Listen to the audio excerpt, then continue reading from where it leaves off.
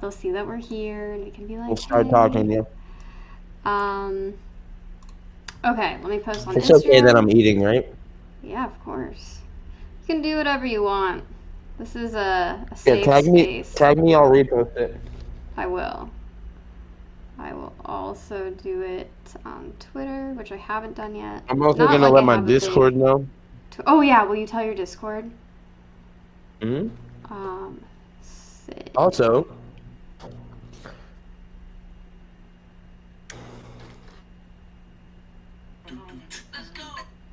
oh my. That was your post.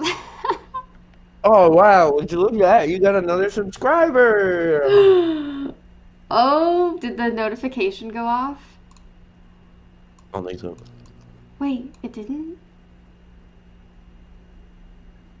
I gotta turn it on. Oh hell yeah! I'm a founder of the Amanda Peanut channel. Wait, my sub notification should have gone off. Damn. It's like SpongeBob dancing. It's really cute. Man, they all up in SpongeBob shit. Alright, I'm gonna post and everything. Okay, like, should I... should I... I was trying to think of, like, marketing strategies to get people to come watch this stream, and, like, posting, like, a clickbaity, thing, such as... Yeah. So far I have just talking with the king of Twitch, Yung Skrrt, and then I'm like, should I be like, I'll be asking him extremely embarrassing questions come through, but like then I'm not actually gonna ask you embarrassing questions. But can I write that? Okay, great. Go crazy, go crazy. Literally say anything at my expense. I don't care. Hold on, I'm gonna let the Discord know.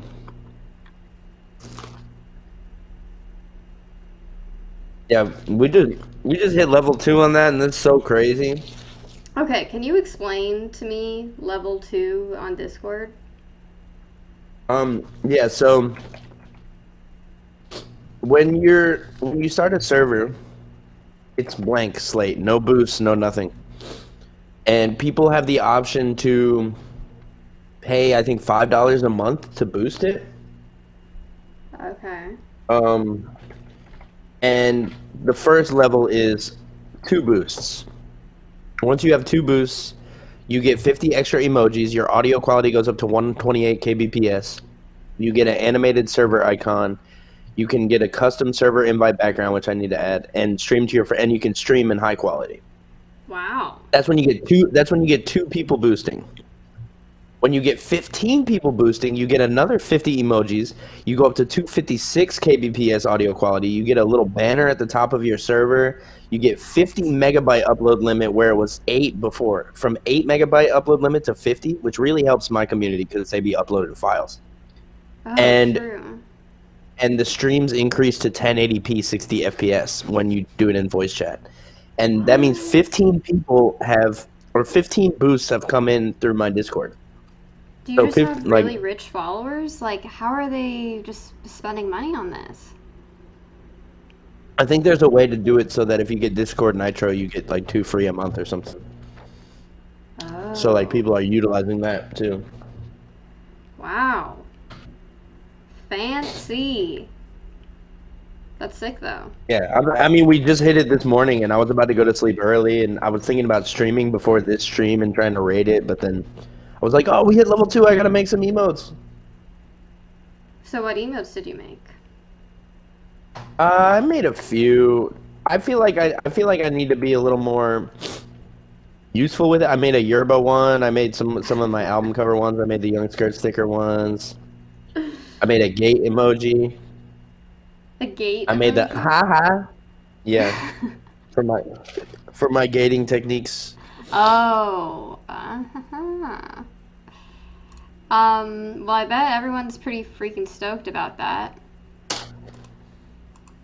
Yeah, it should be cool. Let me host you too. Yes, that would be And sick. I'll How do repost you, on can you IG actually too. tell me, do you just add me, like, to your list of hosts, and then it just I automatically will, does it? yeah. So you can have an auto hosting situation where you go in your. I have that set up. Yeah. So I'm gonna add you to my. Are you in my auto host? You might already be in my auto host. Let me look. Oh my god, I hope so. Probably not. Wait, Though. I'm loud as hell. I just heard the stream back. Okay. um, but I just turned it down a little bit. But so what you do if you want to manually do it is if you go on your channel's chat box when you're not live and you type /host and then the username, it'll host it. If I go into my channel's chat box. So say you're not live and you want to host somebody that's not on your auto host list. And I click on my chat. You click on your channel and then you click on your profile picture to go into your empty unlive chat and then you type /host space the username. It'll host it up. Okay. I kind of get what you mean. I might need to re-ask you because I think I'm gonna do a stream with Lulo soon. And they wanted to have it on their channel also. Oh yeah, what you would do is go to their page when they're not live and type /host space Amanda Peanut on their chat. Like and then it in will the just browser source? Or like as a comment in chat? Yeah, as a comment in their own chat. Interesting. Like Okay, I just went to my chat and did /unhost because it was hosting Damn Juice automatically. But now and then I did /host Amanda Peanut. Yep. Yay. So it took. Yeah. I have another question. Why does it say you're a founder? You should have my like subscriber badge, but instead you have the first. Because I'm one of the first. But the person that subscribed yesterday got the subscriber badge. What? That is weird. Right? Like. See, I have it. It's the little peace sign. Well, I'm cool. Okay, sick. Now there's 6 people watching. Wow. Hello, everyone. Everyone in chat say, ah! Welcome. I guess we can like officially start the show now. Yes. Since we got an I will audience. be eating. I'm sorry. People. I'm noticing. I think I perform better with an audience. It just gets me like amped up, even though maybe they're bots or they're not actually watching. Do you get like that? Yeah, for sure. It's weird. Like, I'm gonna post it on other accounts too. See if we get more people. Yeah, post away. We're gonna go deep tonight. Okay. Deep into Yung Skrrt history. Oh, hello, El Protector. What's up, El Protector? Roberto. What's up? Thanks for coming. And now your chat can see me. For real. I feel like they know my name, but... Yes, if you did not know Amanda before, anybody that's coming from my chat, this is Amanda Peanut. She has helped me immensely with everything Twitch and just the best. Thanks. It's amazing. Thank you for that introduction. It's really nice. And it's really cool to see you building your own channel now and getting all these cool interviews and stuff. Like, and just like making it a whole thing. Like, it's really cool. It's gonna, I promise you, it's gonna keep going. And like, it may seem like it's a slow start, but that's how, I'm sure you know, that's how all Twitch channels go. You start out kind of slow, and then people realize what you're doing, and they're like, oh, okay, and like, you know, and you could probably even build a Discord around it too, and just get more people involved.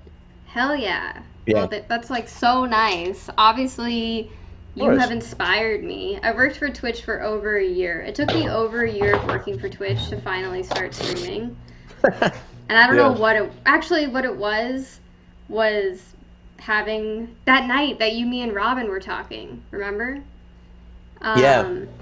We were talking on stream, and it was really fun. And I've always, like, kind of been opposed to, like, putting myself forward. I was like, I'm more of, like, a BTS person, like...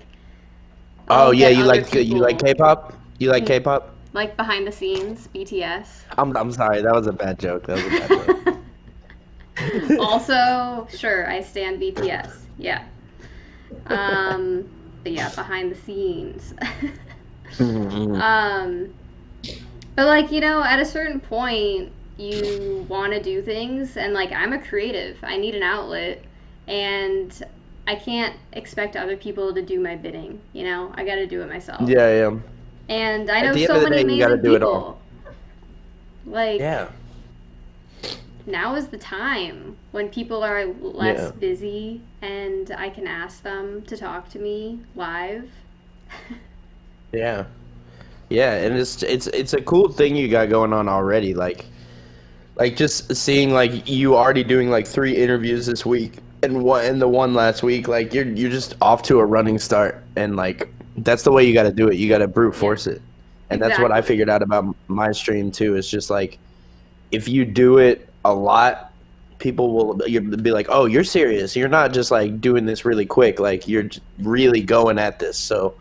Like that's a big thing that a lot of people need when they want to watch a stream too. It's like consistency. It's like if you're there for them, then they'll just be like, "Oh, okay, you're gonna be here for me, so I'm gonna keep tuning in." But if you're not there, then like, you know, it's a long process like that. Like, if I take like 2 days off, you know, which I did, like you can feel the kind of pull away. Like, but totally, it's great. But that's the thing with live is like people need to see you right there, right now, and if you're not there right then, right there, you know, then they feel like a very slight betrayal, but not really, like not like really, but just like man, they're not here. Damn, I can't count on them. Like very light, like a 2% thing in their brain that's just like damn, you know. So it's just like being on as much as possible is the key, I think. I totally agree. It's all about building momentum and then keeping it. And I think just like not losing confidence in yourself I think that's what I'm struggling with. It's just like you got to keep going. Like even if you like want to take a break or like you're feeling weird about it, it's just like go. But you're the best example of that. And like I want to get into the Twitch journey. Like I want to talk about everything, but I want to start at the beginning. Yeah. I want to know. Who is? Can I say your real name? Yeah. Who is Matt Cooper? Where does he come from? I don't hear it directly though. So, I was born in North Carolina, outside of Charlotte. Oh. Coincidentally, Matthews, North Carolina. Really? Yeah, and lived there for 2 years as a baby. Then we moved to Alpharetta, Johns Creek, Georgia. It was called Alpharetta, then it changed to Johns Creek. Into, you know, some like, you know, suburb type swag. It was like a situation where like the house I was in was definitely like a good household, and my parents had things together, and they both worked like the jobs that they worked for a long time. But the people around me were like in the country clubs of the South where Usher lived, and we're like, well, I didn't get that new Mercedes, blah, blah. So it's like I was like the type of person that's like my parents did well enough to like make it. We weren't extravagant, but we were like definitely like comfortable type stuff. That's the kind of like household I was living in. Do you have siblings? And yeah, I have one younger brother that's 2.5 years younger than me. And I guess to start on the musical side of the journey, like I got a keyboard for Christmas when I was 10, and that was my first musical instrument, like a little Yamaha plug in the wall and it had speakers keyboard. And then I would just play that in PS2 all day. And then Wow, very predictive of what you'd be up to 20 years later. yeah, and then 2 years later, I decided I wanted to be Linkin Park and got a guitar Oh. and started playing guitar. Then I got another guitar, which is the same guitar I have today. Here, I might as well pull it out. Yeah. Show and tell. Show and tell. I got this guitar 16 years ago, I guess, I think. Wow. Which is crazy. What kind of guitar is It's it? a Tell us old- about it. It's a Schecter Griffin. It's like a $400. You know, it's just like a step up from what I had. Nice. And I still have it to this day. I'm probably going to get another one soon. Finally get a new guitar after 16 years, I guess. You've been But- playing the same guitar for 16 years. Yeah, I think so. If my math is correct. But then I would go to guitar lessons and be like, can I just play the drums? And they're like, no, you're here to learn guitar. Sit down and learn guitar. And I'm like, no, but I want to play the drums that are right there. They're like, no, learn. So then the next year I got a drum set. So And things were happening I started learning.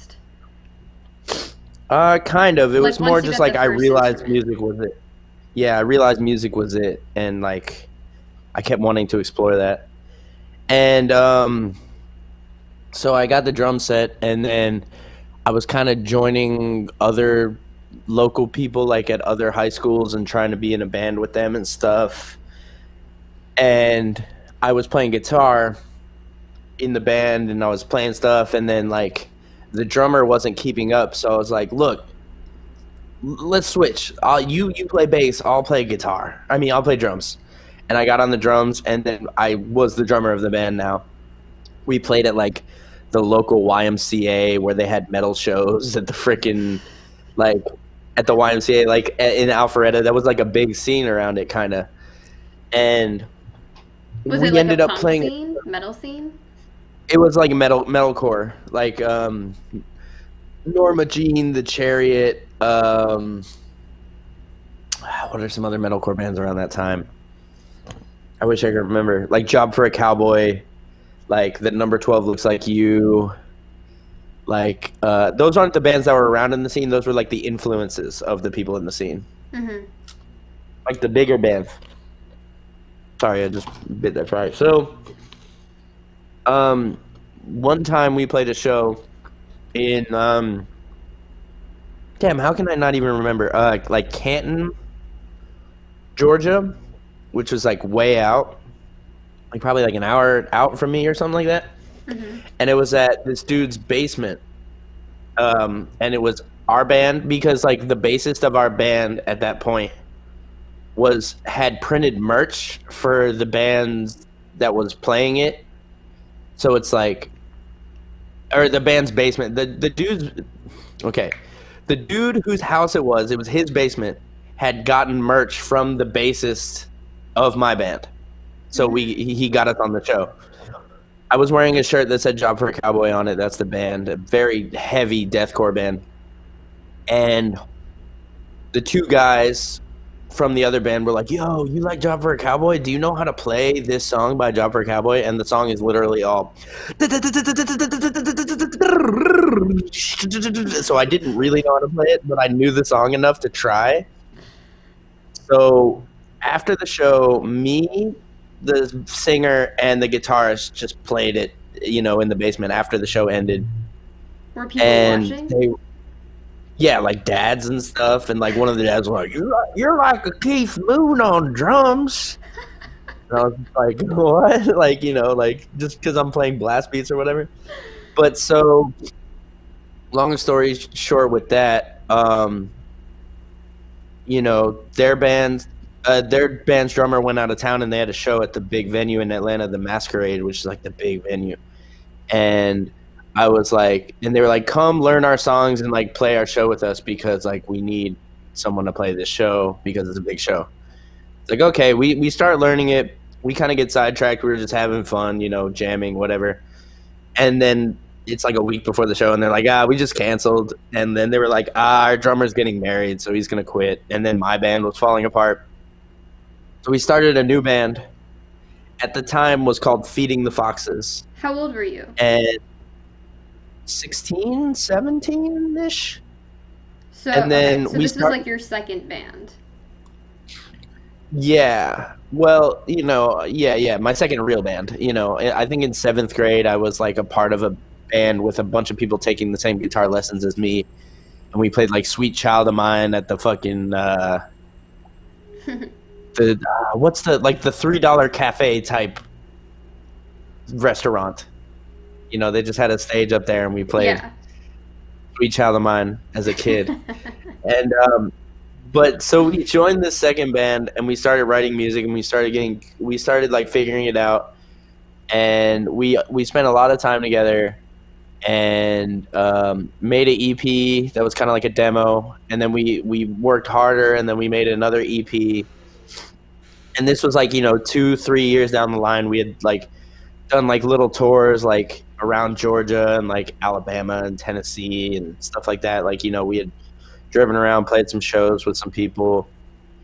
And then I remember we wrote a song that was called "A Core and Some Seeds," and we were like, "Oh, okay, we're onto something else here." Like we kind of got way better with the writing of that song, and we like figured out our style. So we ended up changing our name to "And I'll Ate Her," which, if you say it fast, "Annihilator." Ah, wait. Um, Isle spelled Aisle.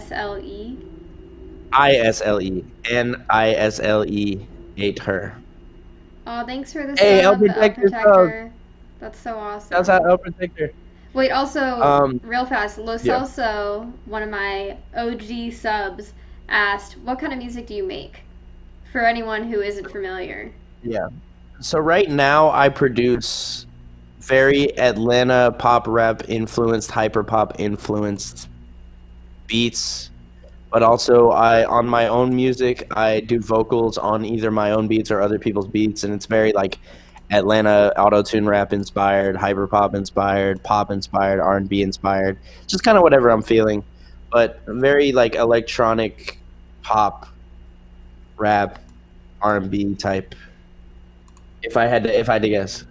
But yeah, so yeah, see, El Protector and Los Celso is also founders. You See, guys are my first three subs. My only three let's go, subs. It means a let's lot to go. We got me. 3 subs. We got 3 subs. We love it. Wait, Los also But said, "Do you do drill music?" I don't even know what yes, drill. I have made drill beats on the stream. Yes, What are I drill do beats? It's like, how do you explain drill? So it started in the UK. It used to be more grime. It's like very like whoa, whoa, whoa, like bass type Like sounds, but dubstep? the drums are more no, like more acidy. Well, kind of, a little bit. It's kind of like at more acidy. Hey, Archon Infinity with the sub 2 and 500 bits. You going Wow! crazy? Thanks, You guys! going crazy? Archon, thank you. What's up, Archon? So, but yeah, drill is like a little more stuttery, like whereas regular trap beats are like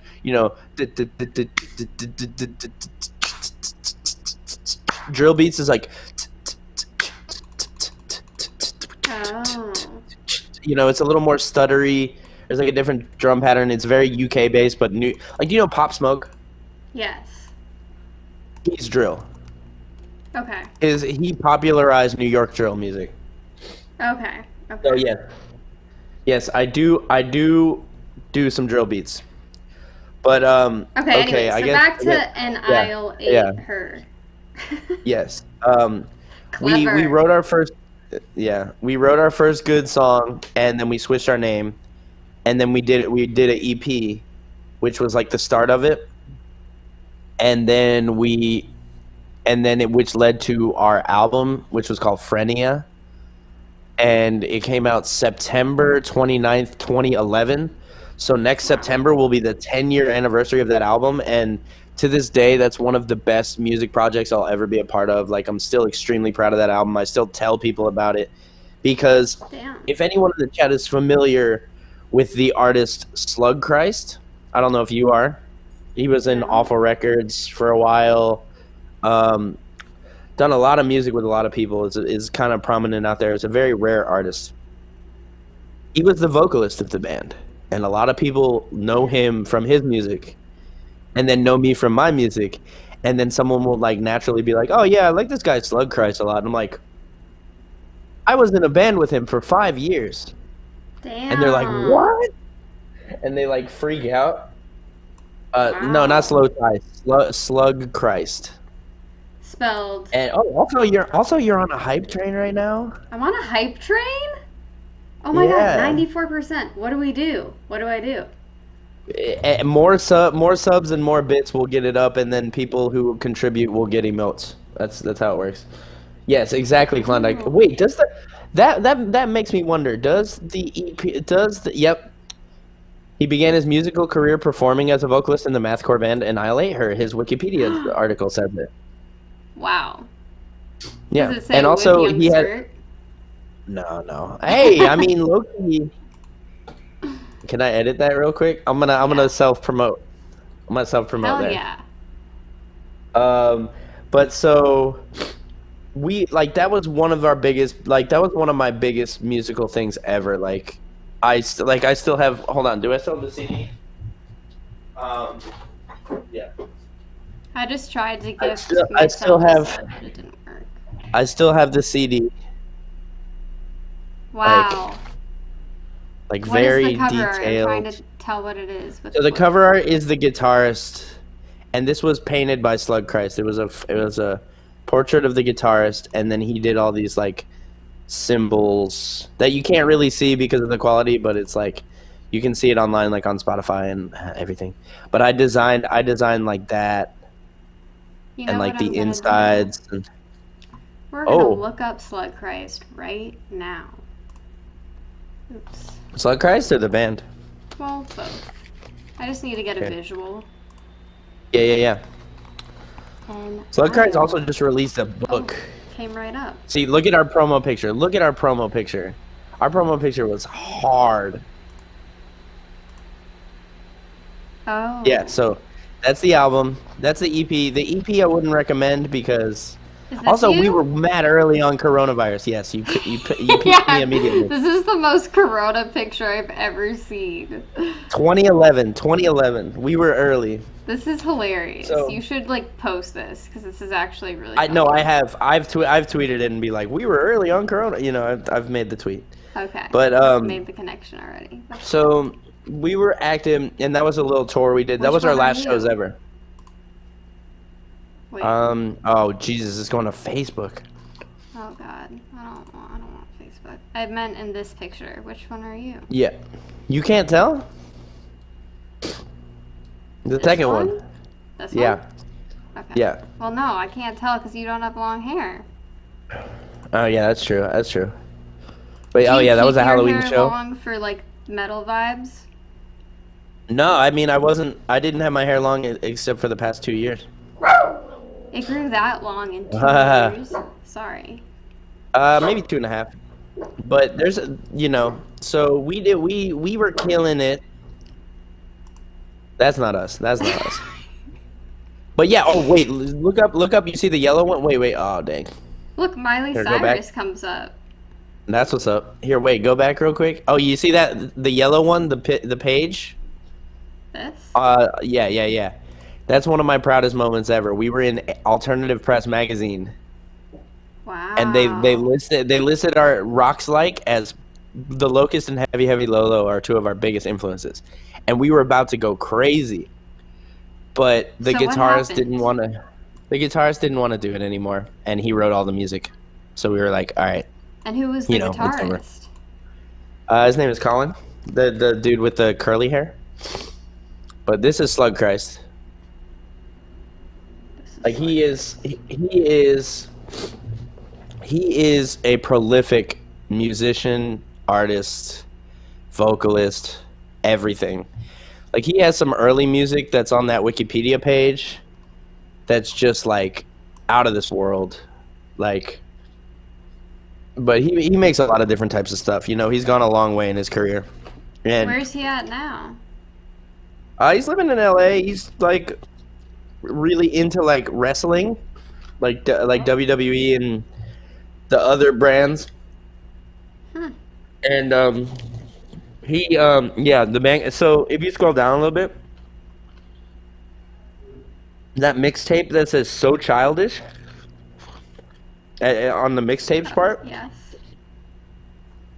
Is that you? Some of the great, no, it's he went by Chaz Bell when he dropped it, but it's some of the most crazy, like 8-bit music I've ever heard in my life. It's so crazy. Damn. And Cool. so we were doing that for 5 years. The guitarist didn't want to do it anymore because it was a lot. We were like doing a lot, Like Yeah. I was putting a lot of pressure on him to finish songs, and we had to record, and we were going through a lot. And so we hung it up. But that was when I was like, you know what? I still want to make my own music. So I started producing. And if it wasn't for us quitting, then I wouldn't start producing. And at first I was like, I want to make Kid Cudi type beats. Mhm. Who And doesn't? yeah, exactly. So I started doing that. And then I met Bon in 2012. And we formed a duo called Hyderabad. It's spelled HYDRAB8. I'll type it in the chat. Well, it's also asked Yeah, Hyderabad. let's do Okay. that. So the Dumbass Genius music, the oldest song on there was 3 years old, and the newest song was like a month before I dropped it. So it's just kind of a collection of my favorite songs that I had made. Damn. But so we started this duo Hyderabad, and we dropped our first song called Hologram Wrist, and we had like really cool art because I was good at Photoshop, and we took our time and made it look really cool. And we were active with that from 2012 to 2015, and that's how I made a lot of my connections in the DJ world and the producer world. It's through that, like one of my favorite moments of someone recognizing is like Cashmere Cat tweeted like at Hyderabad, "You guys are amazing." Damn. And he's one of my favorite producers of all time. Like he knows it. Like I've literally stanned him since I first heard the first Cashmere Cat music, and I've made it very clear to him to the point where he's like, "All right, you need to fucking chill." like Have you guys met in person? yeah, a few times. You're like, bro, I love you. Literally, the last thing I said to him was like, "I will love you forever," and then I walked away. I was like, "Oh my god, I just said I will love you forever." That's cute. I'm sure. I mean, But, what would you think if someone said that to you? I mean, if I was being me to him, to me, I would be like, "Yo, chill." Like, I can't help it. I can't help. So with that, it was. I mean, that's a whole thing. But so with Hyderabad, though, we did a lot of different stuff. We did remixes. We did our own original music. We did. Do you know Abra?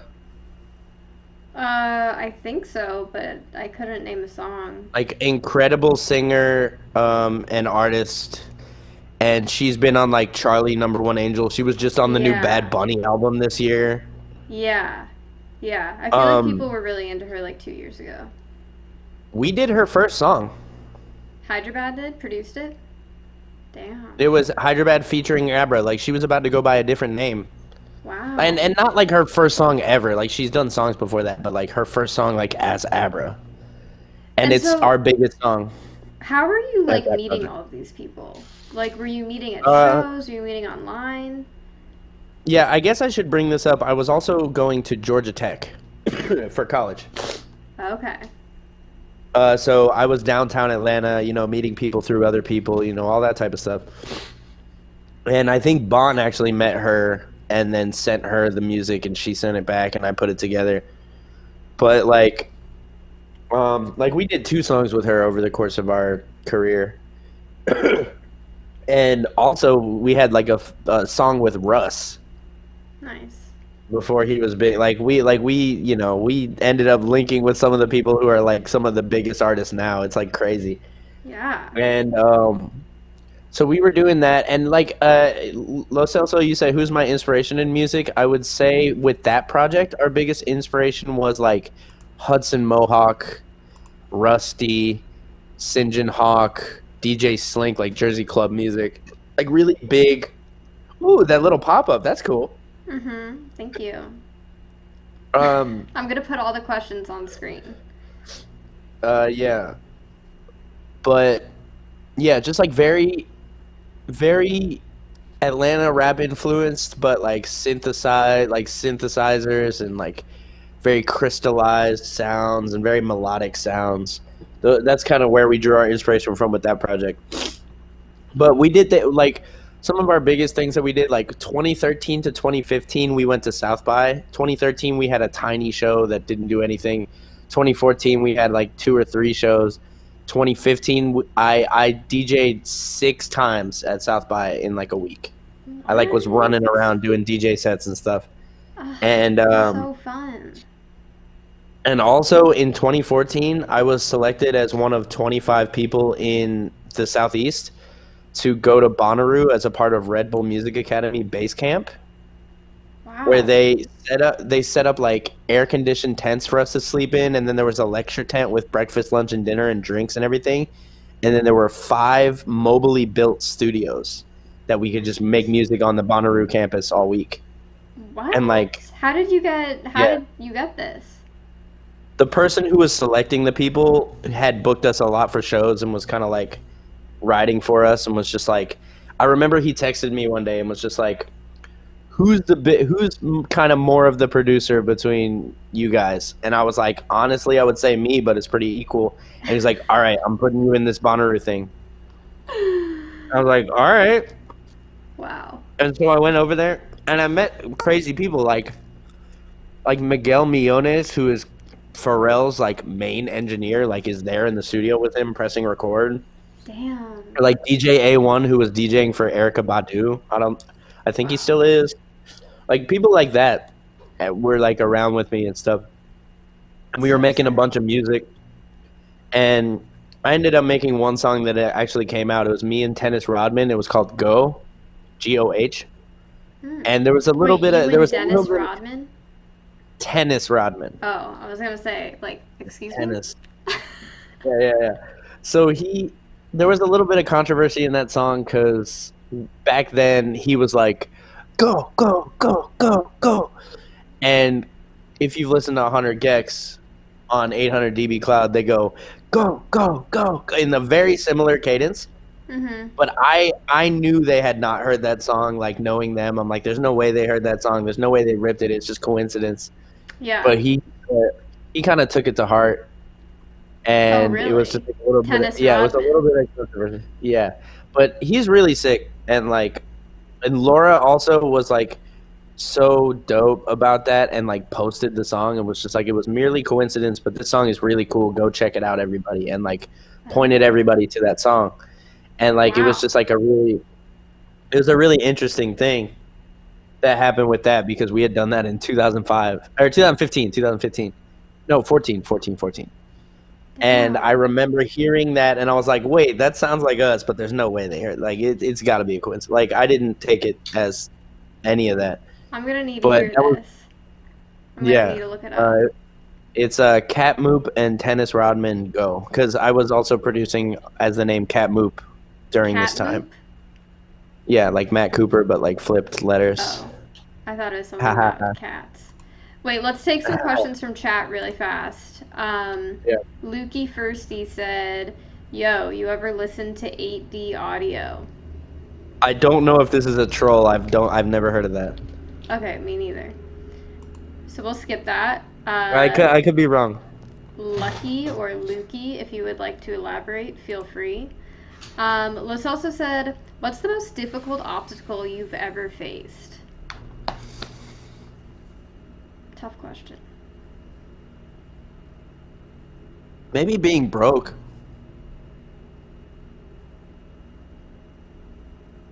I don't know. I mean, some deadlines are tough. I mean, I honestly gotta say I'm pretty lucky in a lot of my life and don't have too many serious, like, there are a lot of people going through a lot worse stuff than I've ever been through. But I think the hardest time for me to figure stuff out is like when my rent was $250 and I had $10 to my name, and then the day before rent, I would do a remix and convince someone to pay me $250 and then pay rent and then still have $10 to my name and not being sure what to do. Damn. That's a lifestyle. That is tough. So that was crazy, but for the most part, the only obstacles I have to face are getting my music done to my own standards. That's really hard. Yeah. But yeah, nothing too serious, luckily. They also asked, do you listen to anyone from the UK? Yeah, Other I'm than sure. AG Cook and Charlie. Oh well, AG Cook and Charlie. Is Sophie from the Yes, UK too? Sophie. I think Sophie. Shy Girl. I've heard some Shy Girl. I haven't really dug in though. Oh my god, so good. And I know she's goated. But Yeah. I gotta think. I know there is. I'm gonna pull up my Spotify playlist and just be like, is there anyone from the UK in here? Yeah, pull up the old Spotify. Also, no. Akron Infinity said, AD audio is essentially audio that sounds as if its sounds are coming from different locations in three-dimensional space. No, I haven't heard AD audio. I think you have to be in probably like a certified. Oh, James Blake. James Blake, one of my favorite artists ever. Dolby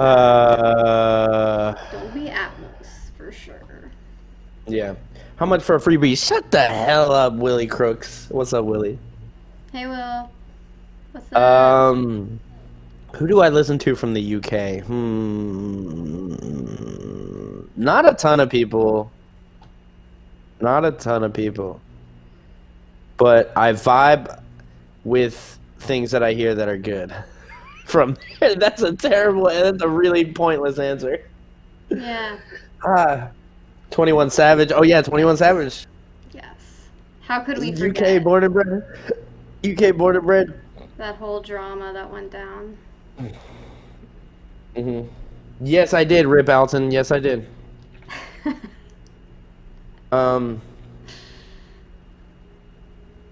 Wait. Oh yeah, no, never mind. I thought someone else was from the UK and they weren't. How do you feel about Hit It? I want to like stay chronological and we were at Bonnaroo, but Hit It came up. Yeah. Let's talk about it. Let's get the elephant in the room acknowledged. Yep. Wow. I hear that shit and get PTSD now. I'm not gonna lie. Someone plays it and I'm immediately like, "Can you turn that off?" Like, like I can't even listen to 15 seconds of it. It just haunts me. But Why? I mean, because I've seen every potential, like literally any form of content that you could ever put to that song has been done. Do you know and it's the dance? weird. Is there like a specific TikTok dance for it? Yes, and Jason Derulo made it up. Really? Yep, that's how it really blew up. So I guess I'll go over the chronology of that. Okay.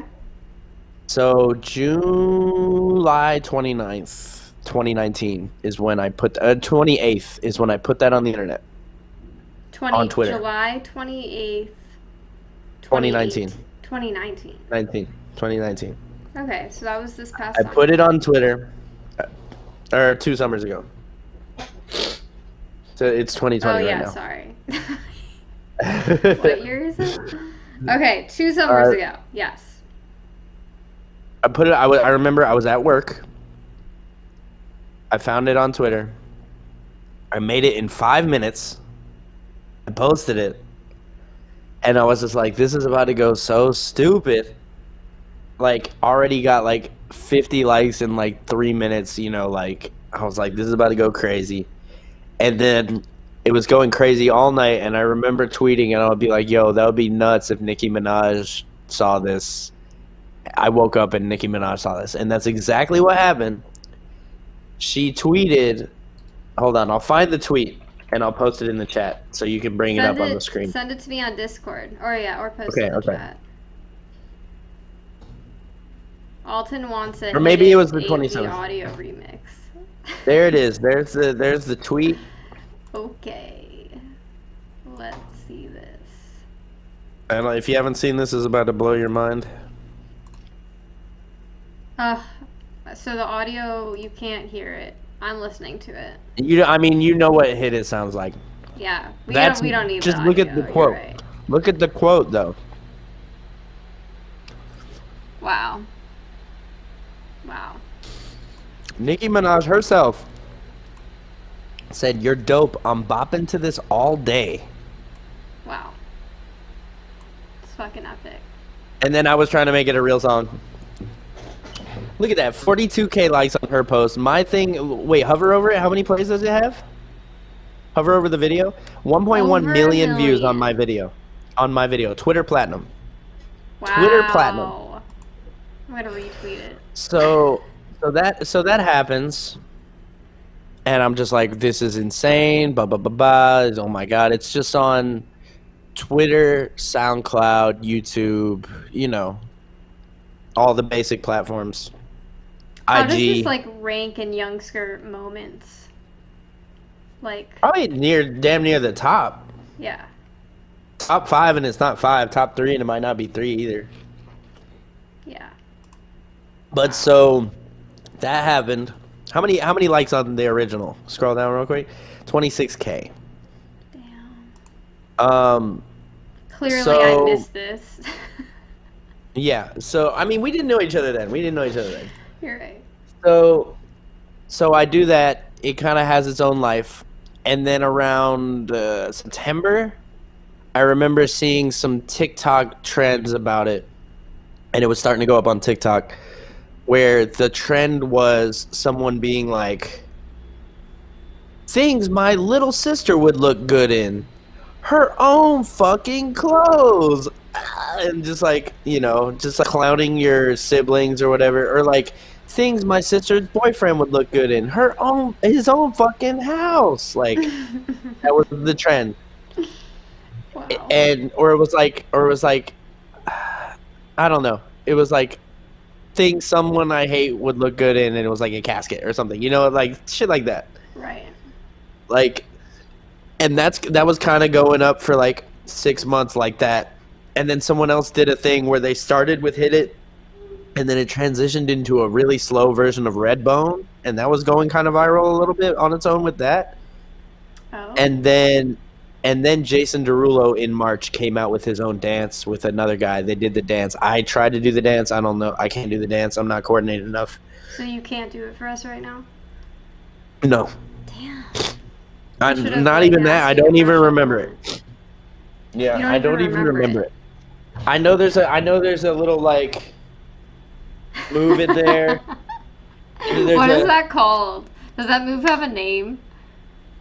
I guess it's the "Hit It." I don't fucking know. Oh. But Yeah. so they do that dance, and then it just goes everywhere. And shouts out to Adam. He had TikTok connected to my profile and connected to the song upload. And it just went crazy. Like, K-pop stars do it. Like, moms and their older dads do it.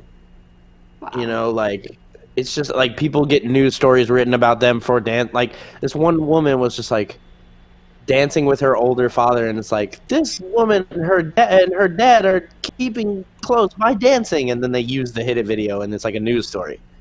Jeez, what the fuck? Like, So fucking crazy. So it just went all the way out of here. Do you think that, like, what did you learn about, like, viral content? Like, if someone came to you and was like, "I saw that you had a song go viral, like, what should I do?" Like, what would you tell them? You have to be on time, and you have to do something that people... Like, I saw something that talked about this, and one of the things is, like, you have to either have, like, a controversial opinion that will get people talking, or, like, something that's, like, an unexpected flip on what people already know, and that clip was going viral when I made it. So, like, you know, if you look out for things that are viral, like, for me, it's easy because I can just put a beat on it, you know? Right. But when you look, and shouts out to K Monster. Oh, who the hell is Um, that?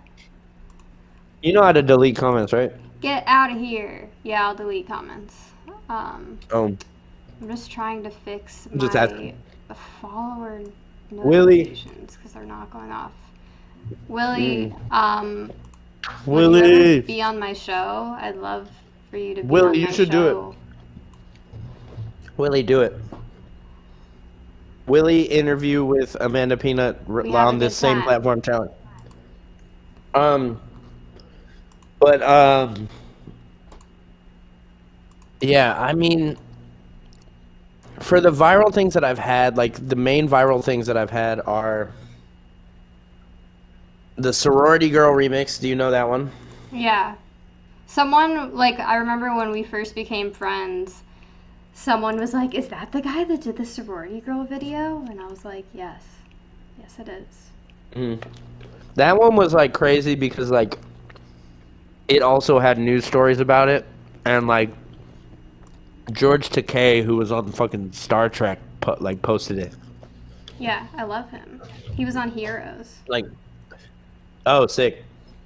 Yeah, I didn't really know him, and someone was like, "What the like?" But the timeline was, it was that one, and then it was the Dog Cage song, which I did a flip of, and then I hit up the guy who did the original, and I was like, "Look, we should put my version on Spotify and split it 50-50 because it's so big." And he was like, "Yeah, yeah." And so we did that, and it went #1 on Reddit videos for a day, like r/videos, and like it has like 800K on my YouTube right now. What? So it's like June was the sorority girl thing, and then July was the Nicki Minaj thing. Wow. And it's just like I had a crazy summer of viral content. So you're basically an expert, you could say. Or just, Or really lucky. yeah. It's just kind of like, yeah. How many plays does that have? I can't see. Hold on, I'll move my screen. 824,000. Wow. Mm-hmm. So, because it went viral, like, the chat can't hear it, but you wait.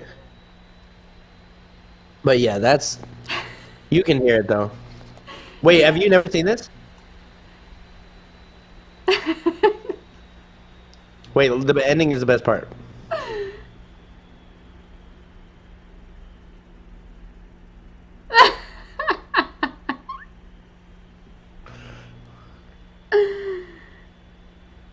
Yeah. Damn. Classic. See, there's the upload. Dance. There's the upload of the actual DistroKid upload. Hold on, let me see. Let me see how many plays this has. How many plays does that have? This one has 37,000. Hito wears one. He always trying to run. Since you guys can't hear this, I recommend looking it up. It's fucking hilarious. I'll post the link. So. But yeah, after the Jason Derulo thing, we put it up, and then it literally charted in like hella countries. Wow. And just kept going crazy on TikTok. I think it has 3 million videos on TikTok at this point. I think it's like the Cage the song. number.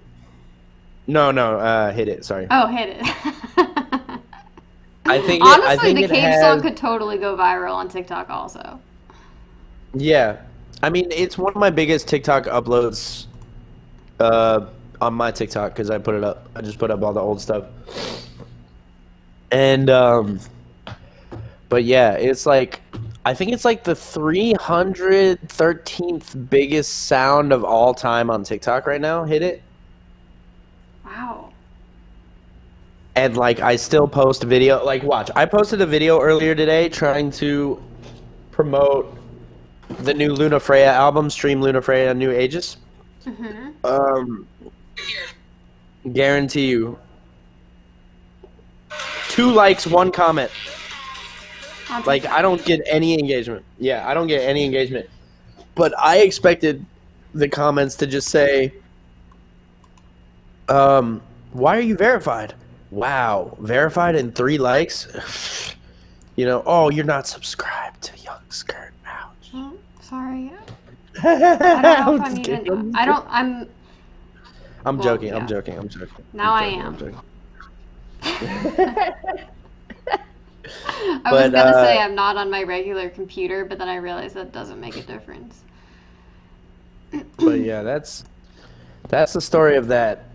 And this is all my real music, trying to be a real artist. And I realized that that's not. I don't think that's my path. Like I made really good songs, but I'm much more into streaming on Twitch and Wow. trying to do that. So Wow. like I think that's a way better path for me. And if I come across any other artist songs, I'll do it. Like if I make a beat and I'm like I have to do vocals on this, then I'll do it and I'll drop it. But like I just almost like don't care to try really hard to be the best artist anymore because like people have proven to me, not people, excuse me. There's a lot of people in my community that really ride for me and I don't want to. But if you look at down there in the middle, those purple songs, 142 plays, 49 plays, 79, 75 plays. Like people are not here for my artist music, and that's fine. I'm just gonna like the music I make and put it out, and then if it does well, cool. If it doesn't, it doesn't. But like I think the best platform is me being there for the people that are watching me and then making stuff in front of people so that they can learn from me and be inspired. But also I feel like the producer side of myself has really proven to be the side that everyone would rather me explore. So and I guess I should get to this part of the Skrrt chronology because this is when like I guess if I go back or whatever. Yeah. So I was saying I was at like Bonnaroo doing this stuff as Cat Move when one half of Hyderabad. And like also the guest speakers there were like Thundercat and Manny Fresh. Awesome. And like I was a big fan of Thundercat and I was like, hey man, there's like a drum set in there. Can we go jam like a little bit? He was like, yeah, sure. And I was just being like I went and practiced for like 15 minutes and then he came in and then we jammed for like 10 minutes. And then he stops me.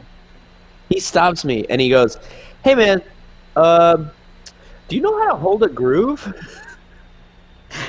And I was like, what were you doing? like, were you like soloing? we were just jamming. And I didn't think about it.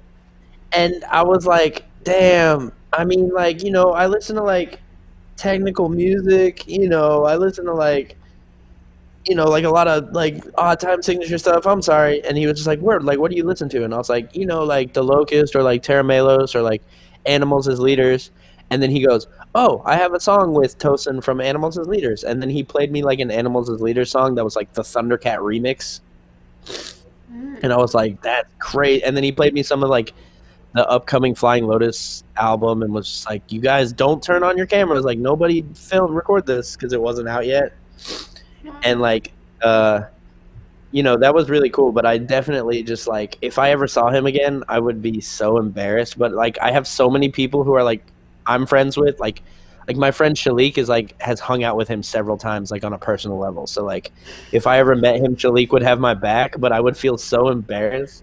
I mean, you were younger. You know, we learn as we grow older. Like the first thing I would say to him was like, "Yo, I'm sorry how I acted at Bonnaroo. I was a kid." You know?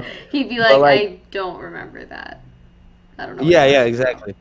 I remember him walking around like, "Yo, I need someone to put lotion on my feet." And were you like, sure? No. No. So, but then. So I did all that, and that was crazy. And then I think I came straight back to play a show in Atlanta. And then we did a show with, like, Rusty, one of my biggest influences back then. And then, like, you know, we did it for a whole nother year. And then at the top of 2015, I was like, I'm tired of waiting for rappers and vocalists to get on my beats. I'm tired of waiting for them.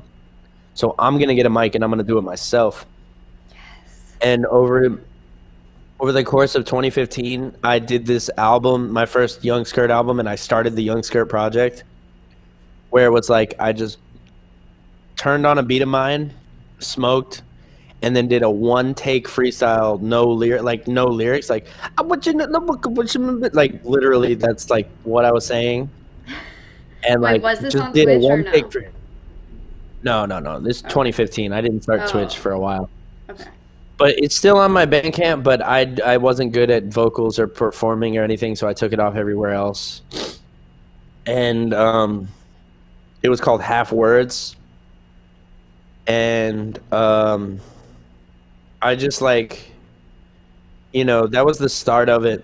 And it was going to come out on Activia Benz, which is Slugabed's label. Slugabed, another UK artist that I fuck with.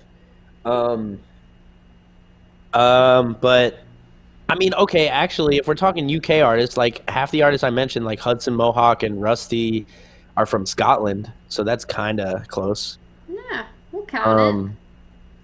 So yeah, a lot of my biggest influences are actually from the UK.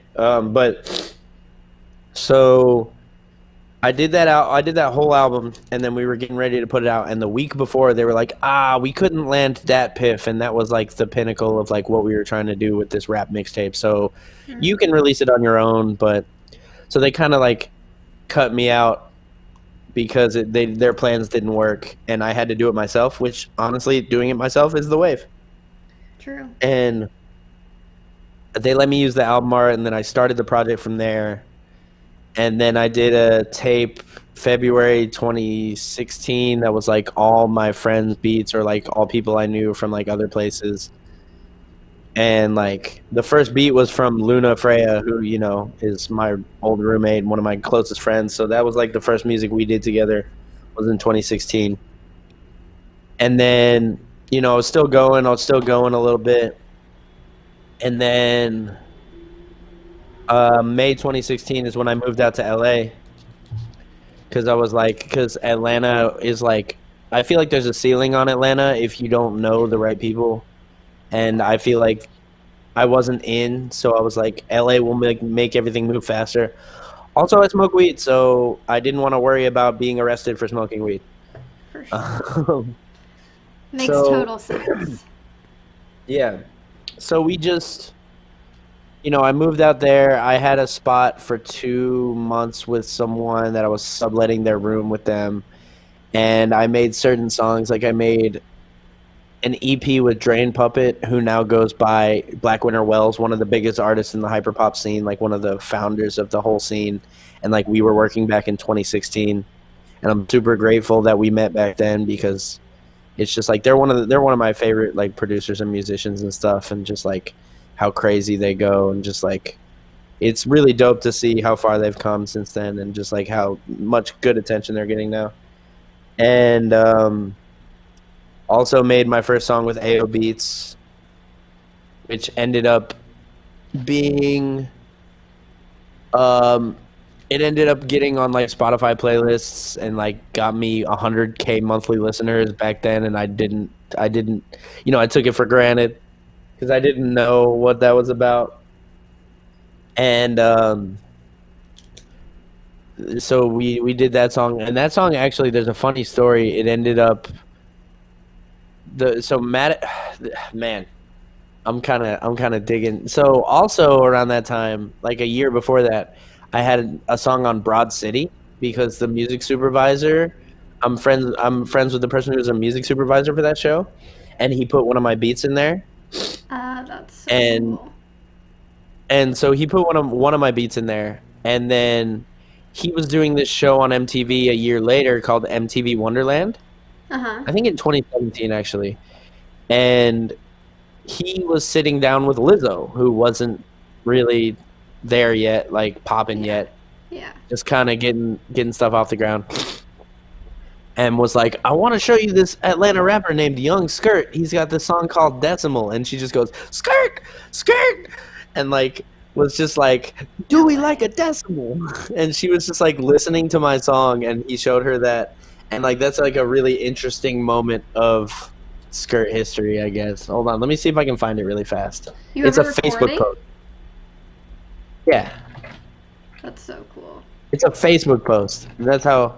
Hold on. MTV Wonderland Lizzo. Will this come up?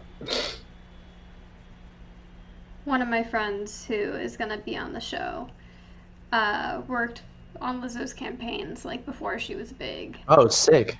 and he did like they made like a quiz like the DNA test quiz to find out like what Oh percent yeah. that bitch you are. But then like years Yeah. later, it went platinum and like popped off, and then like Oh he yeah. started getting all the plaques and shit, even though he worked on it like 4 years ago. Yeah. Okay, so I posted it in the chat. I'm pulling it up. If you go to 119, you can hear it. I don't know if the chat will be able to hear it, but if you go to 1 minute and 19 seconds. Okay. Hold up. Wait, yeah, November 2016, excuse me.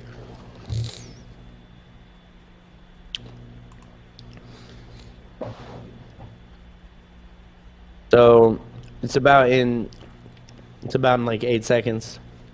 So you know this guy? Yes, he's the homie. So right here.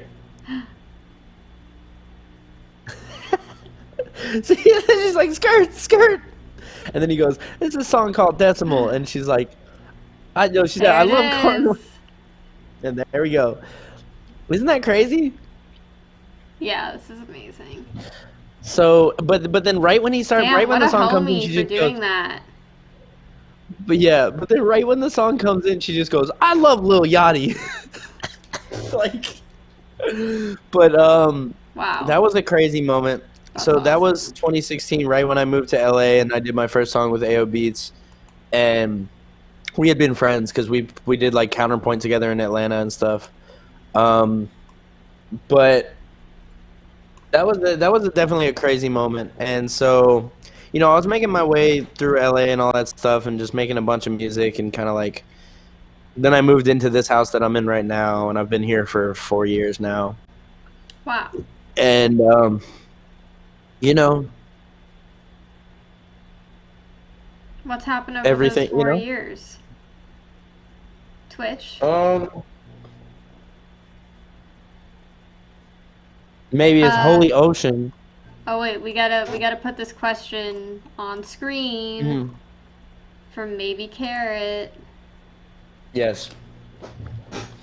It's okay. I'm just playing with you. I'm just playing with you. You said holy You know I don't water care. reminded you of a time when you almost gave up. Where was that in the timeline? Yeah. So that song is called Holy Ocean, if anyone would like to hear it. Oh. But so yeah, I guess I'll think about music chronology. So I went and listened to this after you posted about it. did you turn it up really loud? Because that's the best. You got to turn it up. I don't know. I think I listened to it at like moderate volume. I didn't turn it like too Okay. up. It was sad. I felt like it was about an ex. Yeah, a little bit. A little bit. A lot of my lyrics aren't real. They're just like me imagining what the song makes me feel like, and then I like kind of develop a story in my head or whatever, or like freestyle it. But so the EP with Dre and Puppet came out September 2016. The song with AO came out October 2016. Then 2017 I had a crazy run where I dropped in November with Glock, and then I dropped Mac with Ocular. If y'all know Ocular in the chat, I dropped the song with him January 2017. And then May 2017, I dropped like a little EP called Phase, and then I played Broke LA Fest, but they had me play before they even let anyone in the door. They were like, you're going to be playing first for 30 minutes here, and then they didn't even let anyone in. So I said, fuck that, and I left, and I went to Eric Andre's private birthday party at Tenants of the Trees. Oh my god, fun. And then, like, Tim Heidecker was there, and Eric Clearly, and I think Hannibal. No, I don't know if Hannibal was there, but like Philo showed up, and like Jack Black and Nick Kroll and Wait, Rosario what Dawson, year, who was what dating at birthday the was time. this? Because my friend's band 2017. played. What year? 2017 when it was private. I think 2018 and 2019 were public, Was and there that like sounds a like where a band crazy would play. punk band playing like outside of a No, house? No? no. That was probably Weird. that was probably Oh, it worked. Thank you, maybe Carrot. I just wanted to hey, make sure. maybe but yeah, because it was private. It was. Have you ever been in Tenants of the Trees? No. I know it's a Like bar, right? it's a little Yeah. outdoor bar, indoor bar situation. Like Mac DeMarco was there, Lizzo was there. Actually, Lizzo was there, and I was like, "Yo, Matt FX played you my song on MTV," and she was like, "Yo, what's up?" Damn. So I met her there. Danny Brown was there. Like it was one of the craziest like LA, everyone's here type experiences. Wow. For And Eric like Andre's I left birthday. my own, yeah, and I left my own show to go there. And also they were dating at the time, right? Eric And Andre they was were about dating to come, Rosario Dawson. yeah, for a while. They were like together. But so Wow. like, um, so he or like she was walking around, and they were about to come out with Defenders on Netflix, and she's a part of the Daredevil Iron Fist stuff Mhm. that was on Netflix. And I was a Marvel Cinematic Universe nerd, pretty much. I love that stuff. You were And or you are? yeah, because it's kind of like I mean, like I'll watch stuff, but like they kind of like Infinity War and Endgame was kind of like the climax. I mean, So yes, but it's not over. yeah, no, I'm gonna see Eternals and stuff when it comes out and stuff, but I'm not like leading up to Infinity War and Endgame. I was like, like I was there first day, like all that stuff, Yeah. and the Netflix shows were really good too. And I went up to her, and she was drunk, and I was just like, hey, I just want you to know, fuck the critics, Iron Fist was tight, and she was like, oh my god, thank you, and she like hugged me. And then I was Oh, like, yeah, I like really hated to see all the hate on that show. Like I had a good time watching that show. It was cool. And like I was like, I'm really excited for Defenders. Are you gonna be in that? And she was like, "Da, da, da, da." And then she like we were just talking more, and then she like drunkenly hugged me again. And then wow. I was just like, yeah, I just wanted you to know because like I see y'all getting ripped up for that, and I just want to know. I want you to know I am a person who enjoyed it. And then she like drunkenly hugged me again. Like three Three drunken hugs hugs. from Rosario Dawson. But Wow. now I don't know if you watch The Mandalorian. She's a fucking Jedi now. Really? I did Yeah. not know. I have not watched it, and I did not know she was in it. Do you like Star Wars in any capacity? I mean, yeah, I like the old ones. You Do should. I think it's a Damn, I bit mean spoilers, low key, but do I think it's a bit overdone at this point? Yes.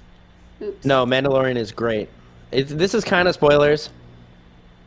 I'm not gonna lie. Is this Billy? I like Billy Piper. I don't know why they're showing her, I but don't Rosario either. Dawson with the white lightsaber looking fucking sick. Yeah, she looks But yeah, dope. if you like Star Wars, Mandalorian is like one of the best things they've ever done in the Star Wars universe. Yeah, I mean, I heard the Like finale of ever. season 2 was like one of the best episodes of TV ever. Well, Did you it's really cry? good. It's really good. No, You didn't didn't cry, cry. but I kind of got spoiled from Twitter. Ugh, fucking Twitter. So if I wasn't ready for it, maybe I would have been like even more.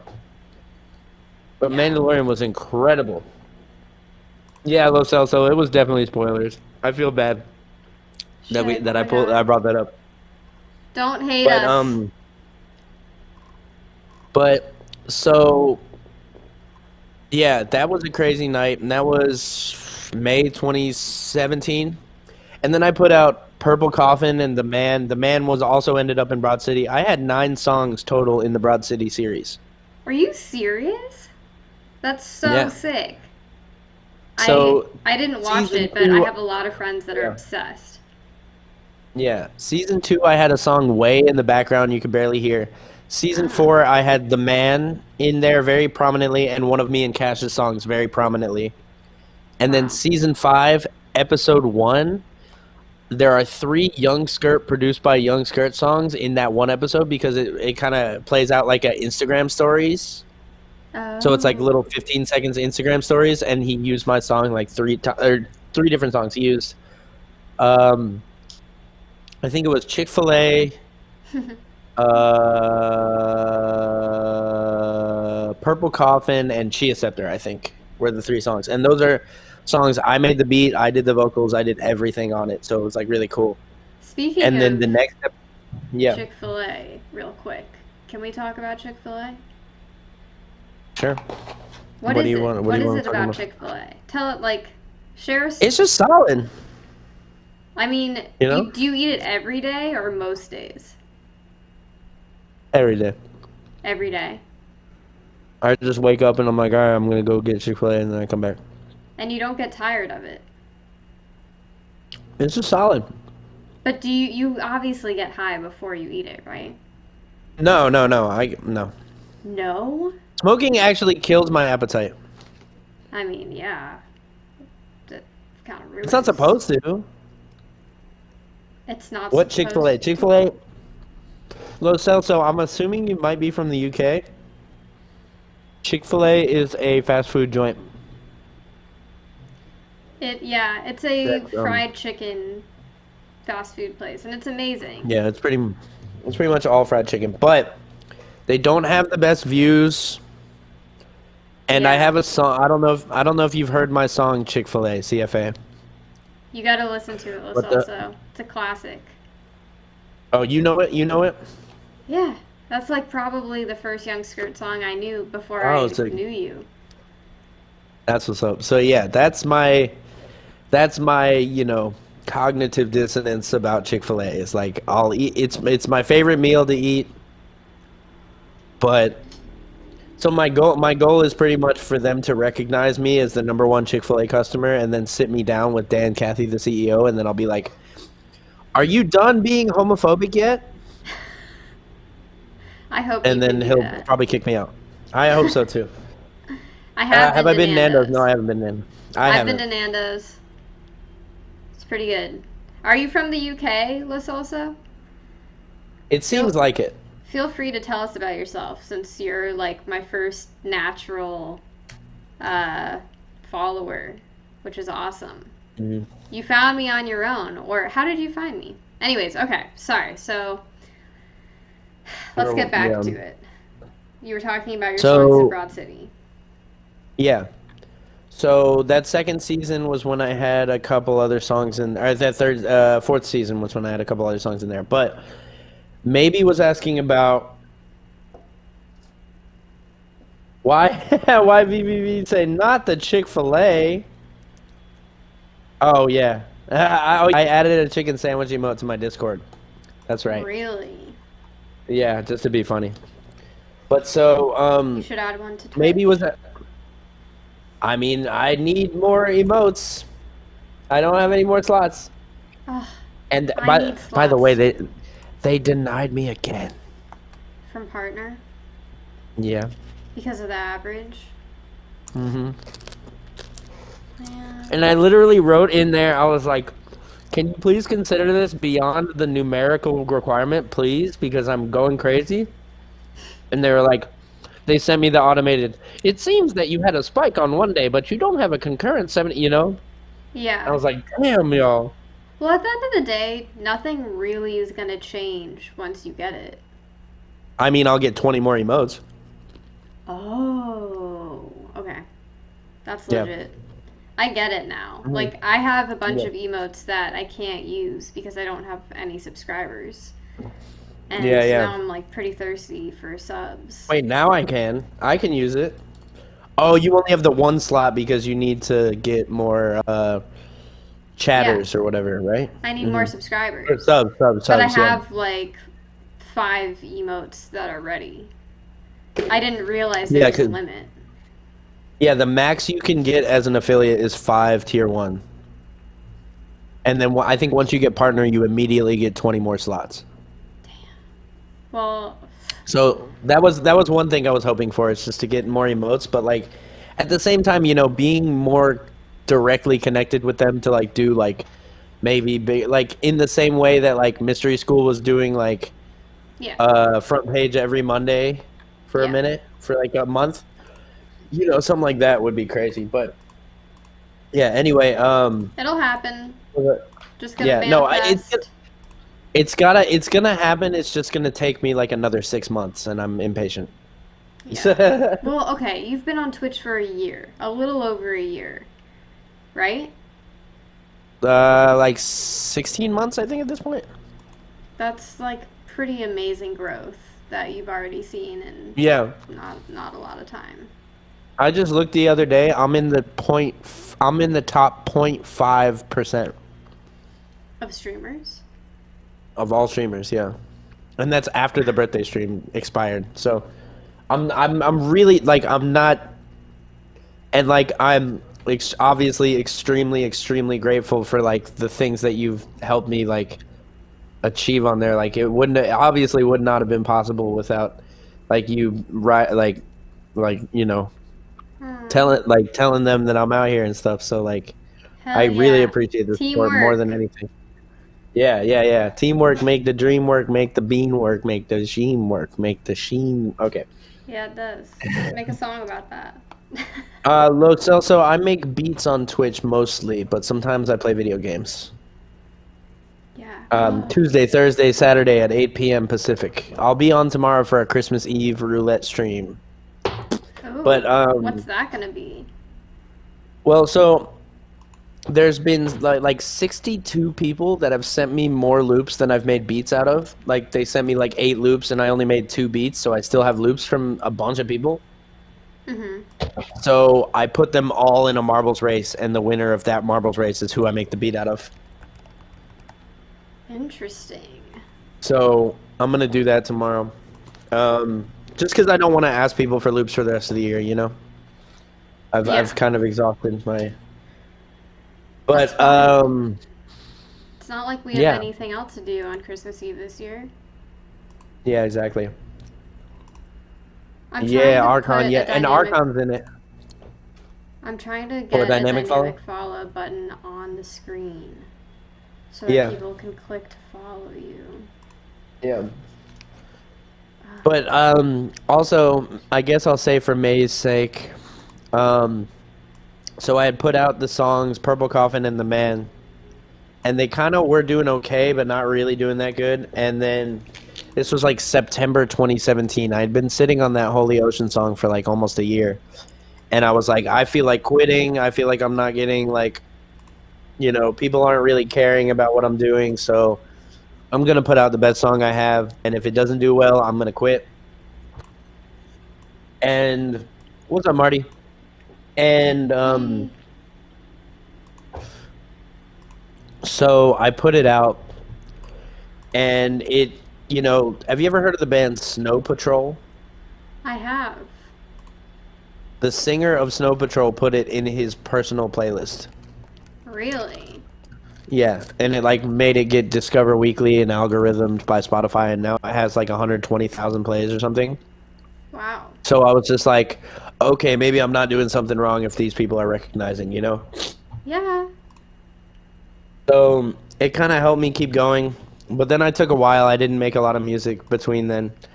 And then 2018, I made an EP with Luna Freya called Evo Site. That's one of my favorite EPs I'll probably ever do. One of my favorite music. Is Snow Patrol the British rock band? Are they British? I didn't know they were British. So there's another UK artist that I'm kind of connected with. Wow. Thank God Los Celso's here. Mm-hmm. So yeah, we released that EP in 2018. Also, at the same time, I was working with Cash a lot, KA5SH, and I made most of his music. Also, that's not even mentioning that we released an EP. Wait, when did we release the EP? 2017. So Valentine's Day 2017, me and Cash released our first Cash song together called "Hit Me Up." on Valentine's Day. Valentine's Day 2017. Oh my god, I got the button up. Do you see that? Yay! Wait, let me see. Hell Maybe yeah, after I'm a this, fucking tech genius. I surprise myself. yeah. See, that's the thing is like most things these days, you don't really have to be like, oh, I see it. Thank you. Hell yeah. These days, you don't really have to be the most like computer technical. It's like if you take the time and you like learn what you're looking at and what you have to mess around with, like you'll figure it out. Like a lot of things are very intuitive these days. Mm-hmm. That's so But yeah, dope. so we dropped. Not to So me mention and my Kat, job kind of yeah, helps. yeah, that too. So, so me and Cash, made this EP. We released the first song on Valentine's Day, then we released the second song called "I'm Depressed" 2 weeks later. That song, 3 months after we released it, went global viral #9 on Spotify and US viral, like US viral and global viral for some reason on Spotify. We were like, what's going on? Turns out that I think one of our friends was verified on Tinder and put it as her Tinder anthem, and it kind of like made like a lot of sharing growth or something like that. Interesting. Yeah, maybe the cam is kind of a little rough. It's like I think it's like the program reading my camera weird or something, but it's cool. We vibing. Hey, C Mills. Thanks Say, all what's the up, Skrrt C-Mills? fans for coming. It means a lot to me that you would leave his channel to support him. Yeah. And me. Yes. Everyone give Amanda all the support, please. But so we put out this thing and it was going viral on Spotify. And then Frank Ocean played it on Blonded Radio 006 on Apple Music. And I was like, wow, like, and that got it to like 1 million plays over time. Wow. And like, you know, it was crazy. But we ended up making some more music. We made another album together. And like labels were approaching us and we were trying some stuff. We released a remix with Atlantic Records, like major label thing, but that kind of flopped compared to the original. Like you know, a lot of people approached us but didn't know how to handle it type stuff. Mm-hmm. So I was doing that at the same time. I was producing for him and making music with him. And you know, we were doing all this stuff. And then I'm trying to think of the chronology of everything else. So then, yeah, 2018 comes around. I think we released the Big Pink Loser album at the top of that year, 7 songs, and then I released that Evo Side EP with Luna in the middle of that year in July. And then I sporadically made Chick-fil-A and released it, and then I sporadically made Chia Scepter and released it. Like it was like those are 2 songs where I was just like, I made it. And then I put it up immediately. Like, didn't think about it. I was like, this is really good. I'm just going to do it. Yeah. And those seem to do well for you. Yeah, I can't force those either. It just happens, you know. Totally. It's just like, it's just like, oh, I made this really good song, and then it's like, okay, put it out, and then it kind of works out. Those do the best. And so we're in 2018, and then 2019, I released that "Finally in Love" song, which is one of my favorite songs I'll ever do. Yeah, that was another. I think that and CFA were like my intros to Yung Skrrt before I knew you. I think that's pretty good. That's like the pop, big, singing side, and then the banger rap side. Yeah. So that's cool. And then, oh yeah, I didn't even mention December 2018. I released the Triple Other mixtape, which track 1 produced by Laura Less at 100 Gex, track 2 produced with Guppy, Pretty on track 6, Holly the EDM legend on 7, Guppy on 8 as well, Slug Christ on that one. Wow. Ravenna Golden and Dylan Brady. Holy shit. All in December 2018. Damn. 6 months before 1000 Gex. I gotta give myself credit for working with Wow. the people that were on the way up, Yeah. and Yeah. that's a really cool tape. And then I ended up releasing that Dumbass Genius album July 2019, and that's like, that was like all the songs I was kind of sitting on for years. Some of them were new, some of them were like a year old, some of them were like 2 years old, one of them was like 3 years old. Like, it's like it was just like kind of the quintessential, like everything's produced by me, kind of the quintessential, this is what I have to offer type album. And it kind of, whatever. Like, and then I released the B-sides on my birthday that year. I try to release something on my birthday every year. So at this point, you still were not streaming on Twitch, right? No. Okay. We haven't gotten to Twitch yet. Well, okay, so I was streaming on Twitch, but like off my Xbox playing like Injustice 2 or Mortal Kombat. I would just like open the Twitch app on my Xbox and stream. I wouldn't like it wasn't like me. It was like just like me streaming my game, no mic. Like, I was just like, oh, this Twitch thing seems cool. If I'm gonna play video games, I might as well stream it. When did you But it first wasn't. like hear about Twitch? I don't know. I remember my first impression of it being really casual, or just like, oh, this is a gamer's thing. Mhm. Um, but I remember doing streams, I think 2017, 2018, just casual gaming streams, and then like three people would join, and I'd get discouraged and be like, this is stupid, no one's coming in, whatever.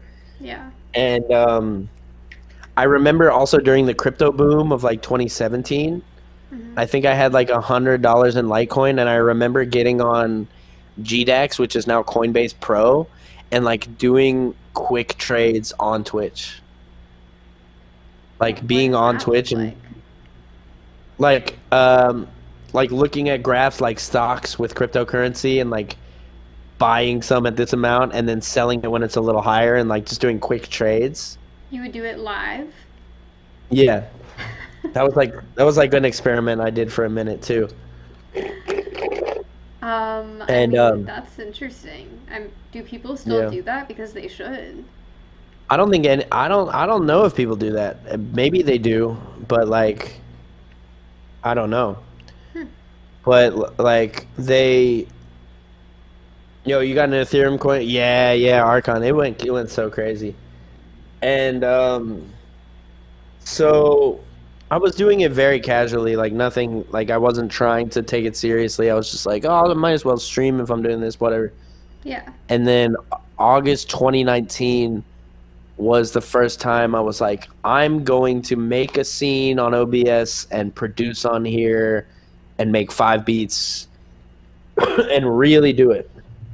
And then I like did that, and I posted on IG, and I was like, this was really fun. I had a great time doing my first beat stream. And then I would wait like 3 weeks and do it again, and then like wait like a month, do it like very spread apart. Mhm. And then I remember I was at the point where I went home for Christmas break, and I was like, man, I can't wait to get back to LA so I can stream again. Like that was like on the top of my mind. That was like when streaming, I was like, this is going to be something cool if I keep going. And I remember January I did a stream with like Cash for like 7 hours, and we made like 3 songs.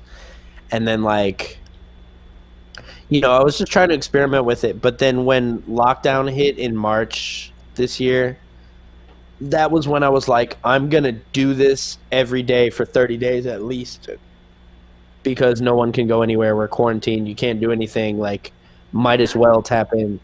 Yeah. And so that's when I like, developed my schedule from that data, and like also did the first 12-hour stream, and also built, because I was just like every single day I was like, I can just go on and make beats by myself, get loops from people, whatever. And on the 30th day is when I developed the Skrrt Saturdays idea, because I was just like, hey, if you're subscribed to the channel, then you can send me loops. And then I was like, I should make that a thing. And like that was 30. I think this Saturday is going to be the 38th week in a row that I've done it. Holy crap. That's amazing. So Good for So you. yeah, and then That's so impressive. I wish I yeah, could it's say been. that. I mean, you're on your way now. On my Like way. you're just. I mean, you got to start somewhere. Like, but you're. I think you're on a great start, and you have a lot of like. You're like. It's like really advantageous too because like you have like the inside knowledge of like a lot of how this platform really works, and also have worked with people who are like really successful, and also have a wide network of people that you can talk to, and it's just like I can see it going True. so far. And also I just want to say, just to get this out of the way, because I know if I end up doing this, you're going to be like, hey, I was doing that.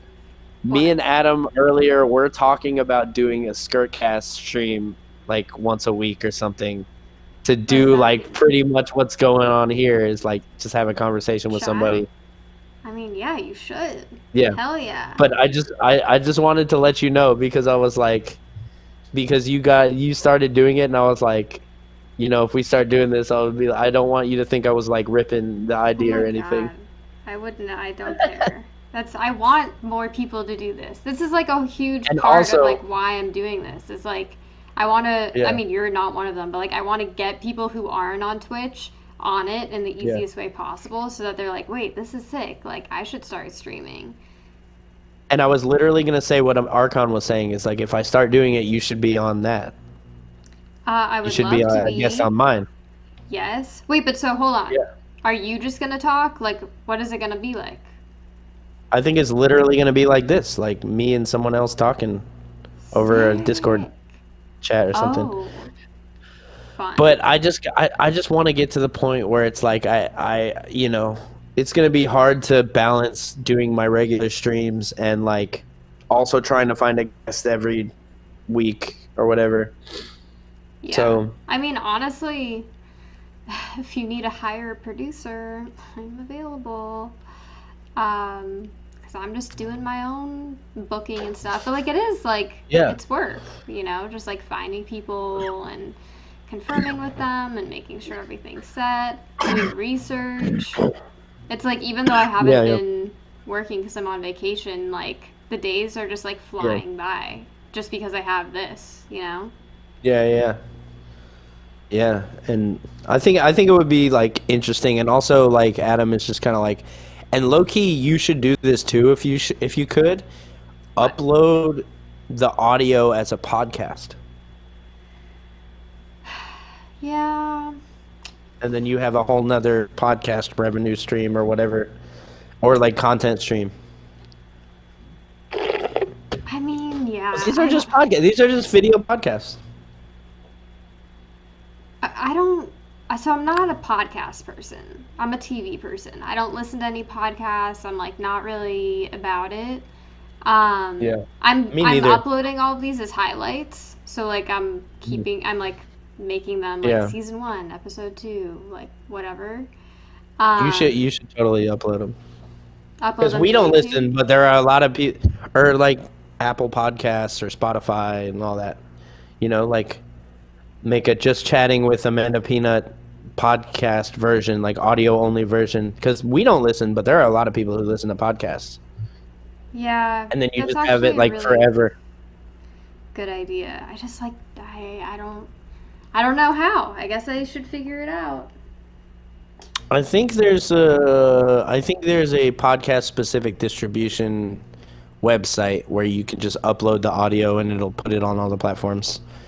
But Yeah, and I I don't guess know it for sure. couldn't hurt to do it on YouTube either, Yeah. because I own all the Mhm. material. It's not like I'm using any music. Yeah, yeah. Um, Um, hmm. but yeah. I mean, might as well.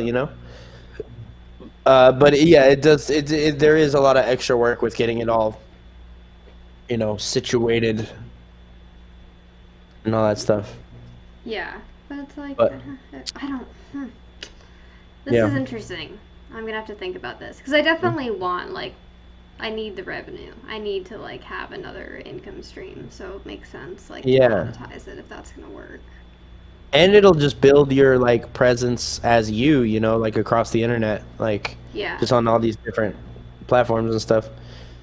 And very good I'm always point. here if you need any guidance of any type in those things because I've been on every goddamn platform there ever was. Almost. This But is so true. Now I'm gonna do this tomorrow. I gotta put everything on yeah. YouTube. Can you Yeah. just like download your highlights? Now I have to go look at this. So I know you can download clips Oh. with clipper.xyz. And you can make. There's a website called clipper.xyz, CLIPR.xyz that I use to download clips and post them on Twitter. But I don't know if you can do a whole ass video. Let's see, because I have all my highlights. Download. Boom. Oh, there you go. That's so dope. Yeah. But that might mess up your internet right now. Oh my god, I'm not gonna do it right now, but that's just Yeah, awesome that that's possible. I Yeah. have a friend who does I wonder if classic there's a way. I wonder if there's a way to get the vMix to show more crisp quality on the camera that might help in the future. But like, I know. you know, that would really help.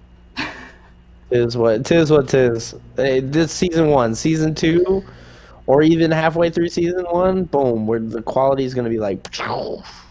What the heck? I mean, oh man, I wish I knew. I need some more vMix experts. Any vMix experts in chat? Yeah. I'm open to advice. Because, like, my vMix guy, he didn't know. He wasn't sure why the quality was messed up. But I'll figure it out. Yeah. Probably after. Yeah, there's got to be a fix. Because your video looks great. Your video looks exactly as it should. Yeah. And then for some reason the guest video just gets like goofed. It's weird. Remote guest video bandwidth. I just changed it to 4,000. Let's see if that helps. No. Maybe a little bit. I don't know. But yeah, that's pretty much my life. That, you know, because after the 30 days of Twitch, I mean, it's just been me streaming and me making songs and dropping songs. I have a question. Yeah. You said, I think when we were talking with Robin, that you don't like performing live, that it made you sad, and that's why you prefer Twitch. Can you elaborate? Yeah. I don't know why. I mean, I will say I've done pretty much every performance situation under the sun that applies to me. Like, I've played drums in a band, like at big shows, small shows, house shows. I've done every DJ situation, warehouse shows, Bonnaroo, big stage, Bonnaroo, inside a Snake and Jake's Christmas Barn stage. DJ sets at like goddamn every Atlanta venue, period. Played with like all my idols, like done like played a silent disco at Counterpoint, which is like, that's kind of like what made me realize that I don't like it. Is I did a silent disco at Counterpoint from like 4:50 a.m. to 5:40 a.m., which, you know, that's my time. I'm fine with that. There's a lot of people there. And I did it, and I thought I killed it, like musically. And then I walked away from it, and I was like, I want to quit. I don't want to do this anymore. I don't want to do music anymore. I want to die type feeling. Like, that's the feeling I had. And I was like, why? I was like, I just did a good job. Why do I feel like this?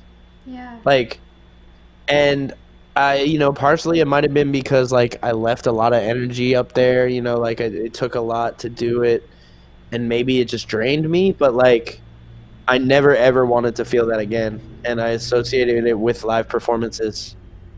And I'll do live shows if it feels right or if it's rare. Like I think the last live show I did was at the Tisa Korean show. Tisa Korean, Zach Fox, Father, me, and a bunch of people, and like Rico Nasty was there. Like, that's a show I'm like, yeah, I'm playing that shit. Like, you are, like, I have to play that shit, And Adam set that up. So it's like, I'll do it if it's something that is like I need to be at, or if it's like they're about to pay me like thousands of dollars type shit. You know what I mean? Um, or if the Understandable. demand is like all the way out of here. Like if literally the world was screaming for a Young Skrrt show, I'd be like, all right, I'll give you all that. You know, like I'll deal with it. Fine. But there's like no demand, and there's like, you know, I just don't want to experience that again where I like do a good job and then walk away feeling like existentially depressed. I mean, I think you're spot on about the energy thing. You probably don't know Yeah. this about me, but I am a energy healer.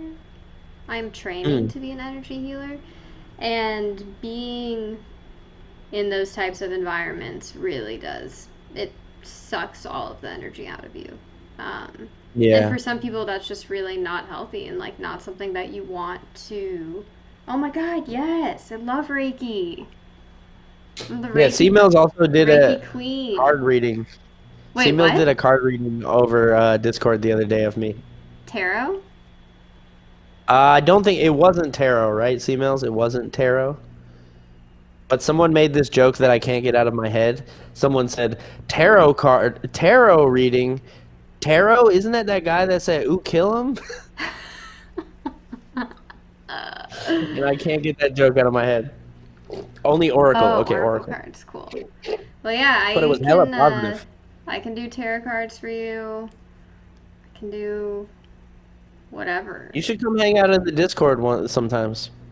I'm down. If you guys are doing this kind of stuff, let me know. I mean, literally like I think when we're done here, I'm gonna go in the Discord too. Like, but And read like, tarot cards. I mean, that just happened naturally. I think C Mills was just like, "Who wants a reading?" And C-Mills, but I like, want a pretty much. reading, and I will read you back. Oh, but I want to do yeah, meditation streams. I'm a little nervous that because would I'll be cool. probably just be like meditating alone. Um, Yeah, oh my God, you'd be yeah, down? like yeah, Yes. Hell yeah, C-Mills. This is pretty much. exciting. Yeah, pretty much my Discord voice chat is just for me to game and then other people to game with me, but then what is it? You know, other like C Mills will come in and then just be, or like no, I guess C Mills was already doing. I think this was in Juice Court actually. Damn Juice.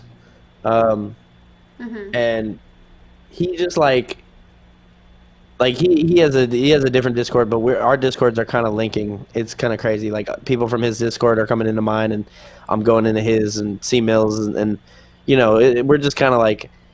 But after we stream, we always just go in the voice chat in the Discord, and just whoever comes in and hangs out. That's cool, you know. And I'm usually up in there until the early hours, so I have a feeling if you like when you're waking up, I'll probably still be in there. So if you ever want to come through and say what's Oh. up, like also, this morning, Mario from Chan just came in and hung out in the Discord, and I was like, "Yo, what's up, dude?" And he was just like, "Hey, man, how's it going?" Like, you know, Willie Crooks came in there the other day, and we were hanging out. Like, it's just like a big voice call of just like skirt chord That's homies. so fun. I would definitely like when I see people are active in a voice channel, I always join, but I think I just must be off times. Like I don't think I've ever seen it. Yeah, Um Also, yeah. I think you always have to have so highlight. many notifications from your Discord that like I can't even tell.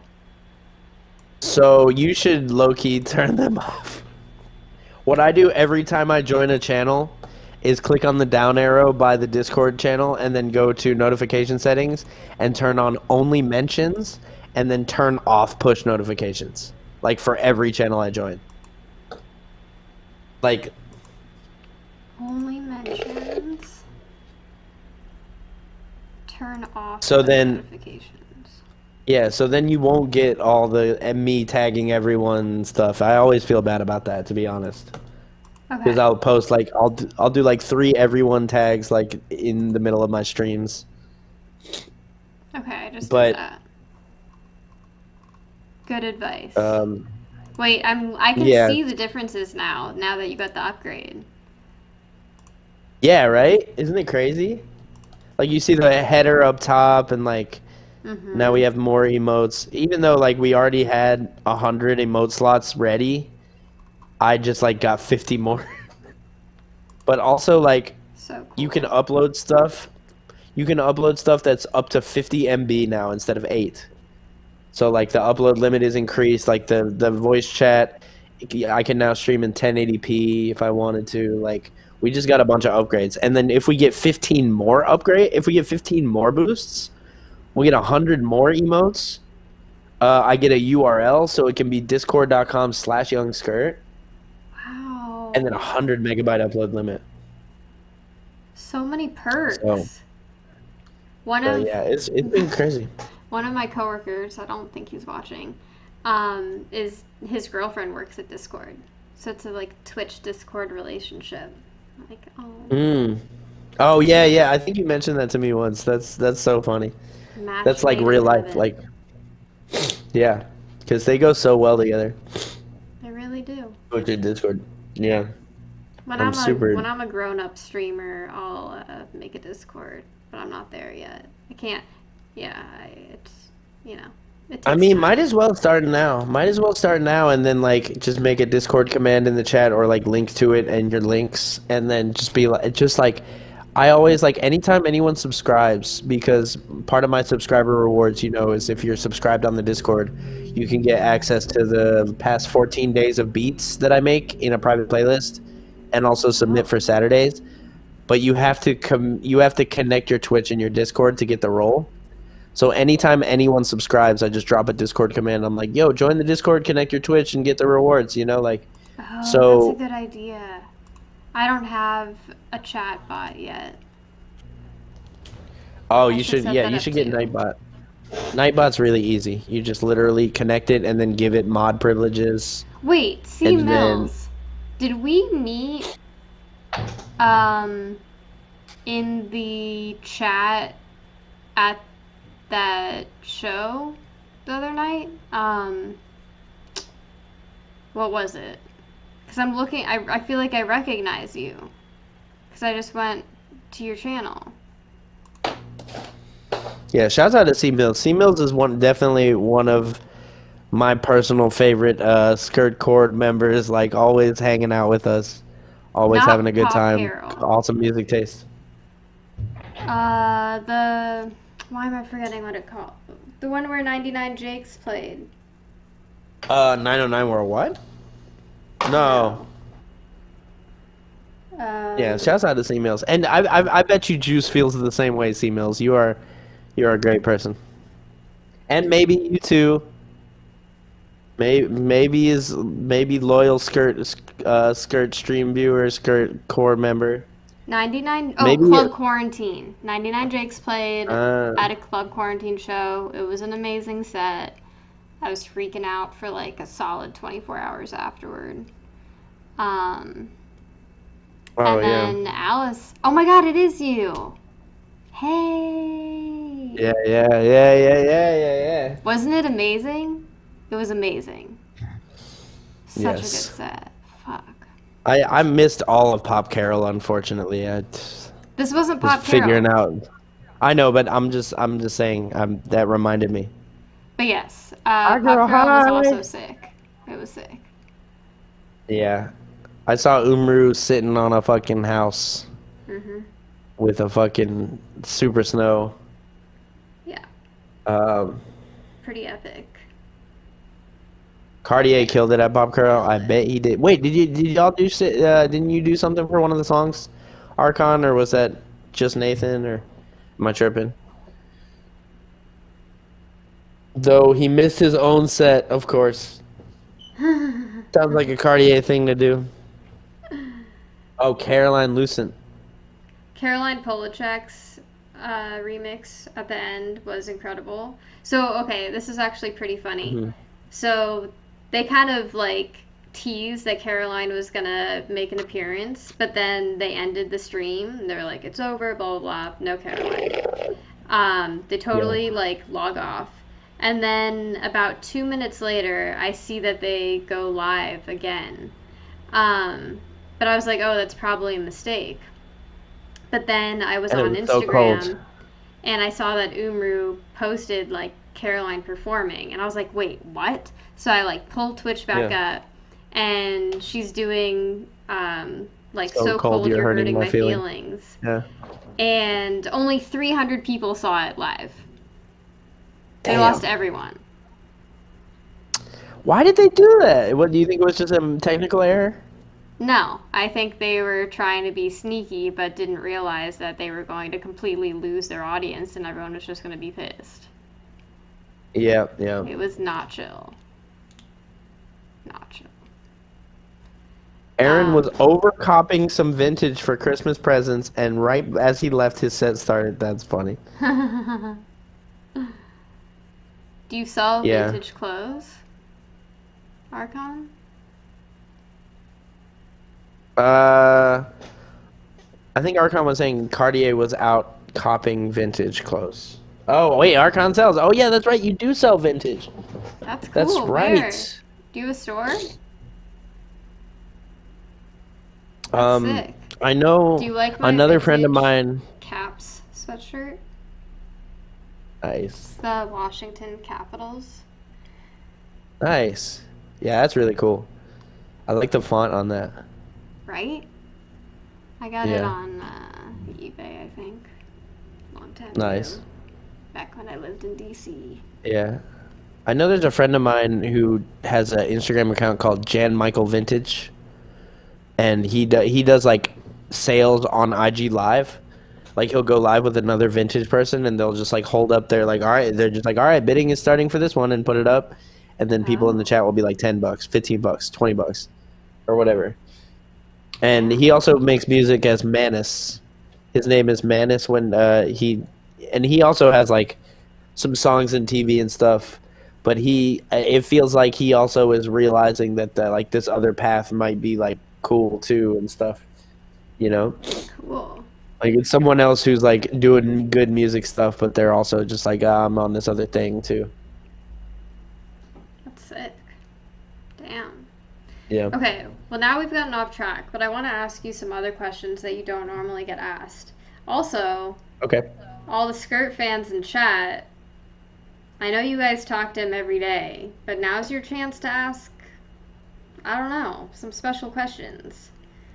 Okay, alright. What was your favorite Disney Channel show as a kid? Or Nickelodeon? Yeah, I didn't. Yeah, okay. Because Disney, I didn't really get too hard into. Me neither, honestly. But I was Nickelodeon kid. Big Nick. Also some Cartoon Network here and there. Fairly Odd Parents has a weird special place in my heart. I don't know why. I just vibe with that show. Also, Jimmy Neutron was tight. Oh, yes. Love Jimmy I think probably Neutron. those two. Obviously SpongeBob, but that's the easy answer. The Doug. Doug, yes. Me and C Mills have been singing that. Rocco's Modern Life. Yes. I'm 30, so like I know the old shit. It's not even old. Rocco's Modern Life was 90s, wasn't it? I mean, yeah, but that was like, I'm You know sure what we're show all I around watched the as a same kid? age. You know what show I wanted to watch more of as a kid, but I think my parents tried to stop me? It was Celebrity Deathmatch. That's MTV, I think. happened? It was claymation celebrities fighting to the death in a wrestling ring. Did they act? They didn't actually die. No, it was claymation. Oh. So it was just like them doing like wrestling matches where they like chop each other in half at the end or something like that. And I was really into like Mortal Kombat and stuff. So I'd be like, I want to watch that show. That show looks so cool. And then my parents would be like, whack. Damn. Well, not C-Mills whack, has but it like, on you know, as a Xbox. kid. Okay, wait. Well, that's a game though. I'm talking about the show. What size shoes are you? 10 and a half, 11-ish. Cool. Would you ever open Yes. a Chick-fil-A?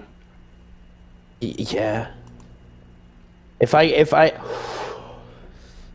get more rackied up, I low-key might try to franchise a Chick-fil-A. That would be crazy. If I ever like if I got a huge placement on like a huge album and made like tens of thousands of dollars, franchising a Chick-fil-A might be something I would do, and then I'd like, and that would be a way I could go to them and be like, listen, none of this money is going to your dumbass wind shape, but because that's the other thing is most of the money on I think Chick-fil-A income goes straight to the actual store that you're buying it from. You know, they're all independently owned and operated. So it's like obviously some percentage goes back to corporate, obviously, and then they do the things that are bad with it. But like, you know, Maybe Carrot is not cool with it based on their brand reputation. I get it. Maybe Carrot. It's a tough nope. call. I It's a know, tough I know, call. I know, I know, I know, I know, I know. But Um, I will do my part to make sure that they don't, that my Chick-fil-A we got doesn't. a we got another Okay, question. yes, I Does your see fam that. support your musical aspirations and Twitch career? Yes. My parents have always been extremely supportive, and they would always be like, listen, you're not gonna get, you know, you gotta get a job too, like you gotta go to college. Like they made me go through all the way through college, and I'm glad they did, but that didn't help me at all. My college degree didn't do anything for me. Yeah. um but I'm finally happy to call them and be like, listen, I have enough income to pay for my life now, finally. And they're just like, you know, they're just like, I'm happy for you. But in the back of their head, they're probably just like, we didn't think that was going to work out, but like, you know, we're supportive. Like, But but Nicki Minaj gave their son a shout out, so yes, thank you, Nicki Minaj. yeah, that's what it's You all can quote about. me on that one. That's Hmm. what it's all about. Um, Yeah. what's your favorite food other than Chick-fil-A? Is there any? No, I'm just kidding. Uh, I mean, I will say my diet is not good. I eat like a child. I eat like I'm extremely picky, but like it has to do with like I don't know when it started. I guess I can go into this. This is like one of the biggest like personal issues of my life that I don't know if I'll ever be able to get over and might be the end of me type shit. Is that like when I was I think this was the start of it. If I had to guess, when I was 1 years old, my dad gave me like a little ice cream, and Mm-hmm. I just projectile vomited across the room. And Mm. I think that set something in my brain that was like, "Yo, new foods are gonna fuck you up." Mm. So like my whole life growing up, like my parents would be like, "If you try 5 new foods this week, we'll buy you a whole ass video game." And for me, that's the biggest thing that you could do.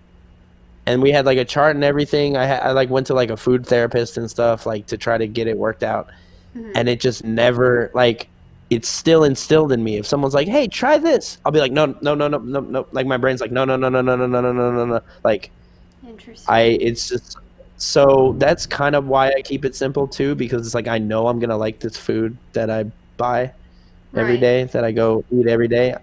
But other than that, you know, I fuck with burgers and fries and chicken and Do you like French toast, pasta? challah bread French toast. No, not really. No pasta. Um, Chocolate? chocolate, sure. Candy? Candy, I'll destroy. It's more about textures, you know, too. If Mm-hmm. it's a texture I think I can trust, it's fine. But if it's like a layered food with like all these, I'm just like kills me to think about it. It's really weird. It's really weird. I know, It's but like, not. My yeah, I mean it is. ex-boyfriend was the same, and based on that experience, I am not a therapist, but I think it actually has something to do with control and like needing Yeah, to have control over what you put into your body. yeah, yeah. It's super weird, but you know, I'm so far gone at this point that I've just kind of accepted it, Hey, and I'm just like, I'm gonna eat what I'm gonna eat. yeah. I'm lucky I'm not like insanely obese, I guess. But I mean, Well, never you know, say never. We can always work on maybe ourselves when one we're ready. day. Maybe one day I'll be obese. No, no. I'm kidding. I'm kidding. Just that like I was just like I'm lucky I'm not obese, and you're like maybe one day. I meant maybe one day you'll want to work on it. No, no, yeah, no, I know. I just thought that was fun. That was a funny chain of events. Okay. Arcan Infinity said, "How did the song Joan of Arc come about?" I mean, I made the beat. I sang on it. I don't know. I don't. I went, boom, boom, boom, booty. It was a Reason patch, and then I put the drums on it. I put all the other layers on it. I made the beat, and then I freestyled that melody, and then with no lyrics, and then I came up with the lyrics after, and I re-sang it, and I like re-sang it a bunch of times because like that song was one I was just like, I know this is gonna be cool, but I need to get it right. And that's one of the biggest banes of my vocal existence too, is like actually singing a song that I think sounds good. Like I like the ideas, I like the music notes of what I'm doing.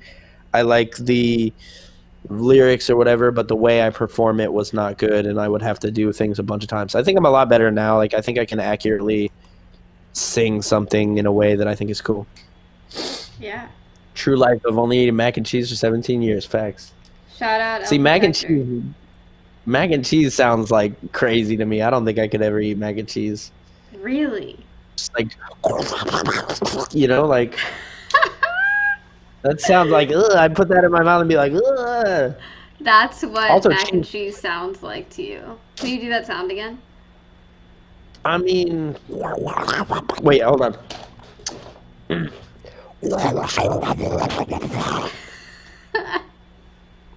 But Do you have sounds for other foods?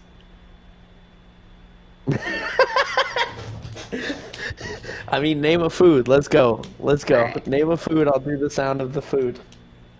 Come on, chat. Let's name some foods. Salad. Salad.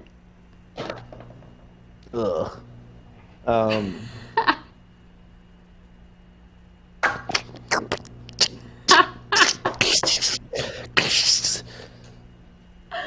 That was gross. No, I was thinking of like the crunching of the fucking lettuce or whatever the hell. Okay, yeah, we should. This is not a good game, I don't think. Okay. C Mill said, if you created a dream album and have any collabs that are alive with any sound as long as you want, who or what would it be?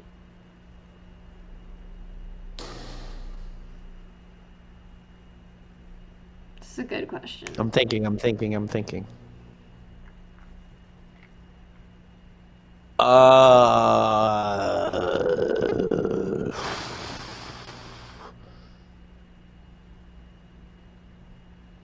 I don't.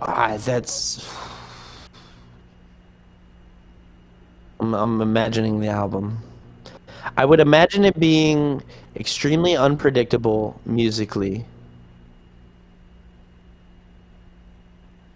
I would work with. It would. I think it would be a Yung Skrrt produced by Yung Skrrt album, but I just would have to make the music I want to hear, and that's really hard for me. But it would feature like all the people, like I stand pretty much. It would feature like Luna, obviously, and like maybe like Young Thug and Blade and like Tisa Korean and like Charlie and Gex and Caroline and stuff, and just like it would pretty much be a Yung Skrrt album with like kind of like how Astro World was, where it's like none of the features were listed, but you hear their voice and you're like, oh yo, that's Frank. Oh yo, that's Drake. Like it would be like that, but it would be my style, and it would be with the people I just mentioned, like Dylan and Laura would come in, or like Tisa would come in, or like Thug would come in, Blade, like, and it would just be crazy. But I'm really bad at making music that I want to sing over anymore or rap over anymore. Like I don't like my style, maybe drum wise. I think I got to work on getting my drums to the point where it would like inspire me to do vocals. Mhm. But like, cause I've like done a loop on stream and then listen to what I did with it, and I'm like, I wouldn't rap over this. But then I hear the same loop with someone else's drums, and I'm like rapping like a lot, and I'm like, I would rap over this. So it's like, I think at the end of the day, I gotta either figure out my drums or get crazier, and I think crazier is the answer. But like, I think that's one of the downsides too with Twitch, for me personally, is that I'm just making a lot of loose beats, and I'm not making artist stuff, and it kind of shifts the focus from me being a producer rather than me being an artist. And I'm just like, exercising my ability. And then I think if there's ever a time that I take a month off from Twitch, I'm going to make the best music of my life. But I don't ever want to do that also. So like, Wait, why do you? Because you'd be making like artist focused music and not Twitch focused music. yeah. And it's not like I'm following my personal beat formula that I just am doing because I'm like exercising the muscle. And instead I'm like using all the stuff I've learned making like the almost 800 beats that I've made this year and applying it to some like crazy music and like, or just using the best beats that I made on Twitch, Yeah. type. Would you ever But yeah, like do what Hana did and like produce an album live on Twitch over a month or something? that honestly, that's what inspired me to start streaming too, was seeing Yeah. that she was doing that. Because I went to the show and the whole thing was like she made this album live on Twitch, and I was like, you can make good music on Twitch? The fuck? Yeah. And like, Legend. yeah, shouts out to Hana. I rated her the other day, and it's always a lot of fun. But I mean, it's just a different focus, and I think it's less entertaining for people. For me, the way that I write and the way that I make vocal music, like the way that I make vocal music is I'll hear a beat, right? I'll be listening to the beat, and then I'll like just be like sing with no. I do this on the stream already, and like sing with no lyrics, and then when I'm like, that's the flow or that's the melody, I'll freestyle it with no lyrics, listen back to it a million times, and then write lyrics to what it sounded like I was saying, and then re-record it with the real words. Oh. So it's like a lot of times I'll be like, how many chatting from a days? So how many chatting from a days? How many chatting from a days? How many change with the forward days and how many change with the forward days and then I'll be like, oh, how many change with the forward days, like that's just how I listen to it over and over, and I'm like sitting with my phone and I write the real lyric. I'm like, okay, that's the real. Or the other way I do it is I think of a line, think of a bar. Yeah, that's low key what they do, but kind of. I think that's the best way to record, is to just like freely express syllables and melodies, and then figure out what you were trying to say. That's really interesting. Excuse me, Archon. What? Yeah, this is an announcement. What, Calvin? Are you talking about Calvin? Yeah, he dropped new Calvin. Let's go. Calvin is like his pop side. Ooh. Aaron Cartier is one of the best artists of all time. Aaron Cartier would be on my dream album. My collab album, Aaron Cartier would be on it. Also, I have a funny story with Cartier that I just want to talk about, because I don't know if all y'all know. There was a song, 2015 I think. This dude, 16-year-old, hit me up. If you've ever heard that, I got hoes calling the motherfucking phone. 16-year-old co-produced that song and also has produced a lot of different songs across the sphere. Cartier produced that song? No. This dude's 16-year-old. Oh. And he hit me up in 2015 after I dropped my first album, the Half Words album, and was like, we got to work together, and sent me like 20 seconds of a beat, and I arranged it out to like 4 minutes, and he got Cartier on that. Oh. In the top of 2016, end of 2015. Also, Polari was on that. And now I am great friends with both Aaron Cartier and Polari. Wow. And I lucked into that song. So like, it's just crazy how like time works out. You know what I mean? Like, and Yeah. Wait. what? Sorry. No, this is not necessary information, but Gucci Mane named his kid Ice. That is necessary information. Ice Nice. Davis. Ice Davis. That's fire. Honestly, yeah, it's pretty fire. That's fire. Ice Davis. Wait. I gotta. It's your boy Ice Davis. Ice Davis. That's a really good name. Wait, what? Archon. Also, Whoa. Archon, how do you have this intel? Because he lives in Nashville and works with Cartier frequently. Oh, are you a producer too? Yeah, actually, crazy story. I met Archon through the Skrrt stream, right? Archon Infinity and Daydream Nathan. I met them through they came into the Skrrt stream. I don't know how y'all found the Skrrt stream. Maybe y'all can tell me. You can tell me. But they were the first Skrrt scriber winners, I think.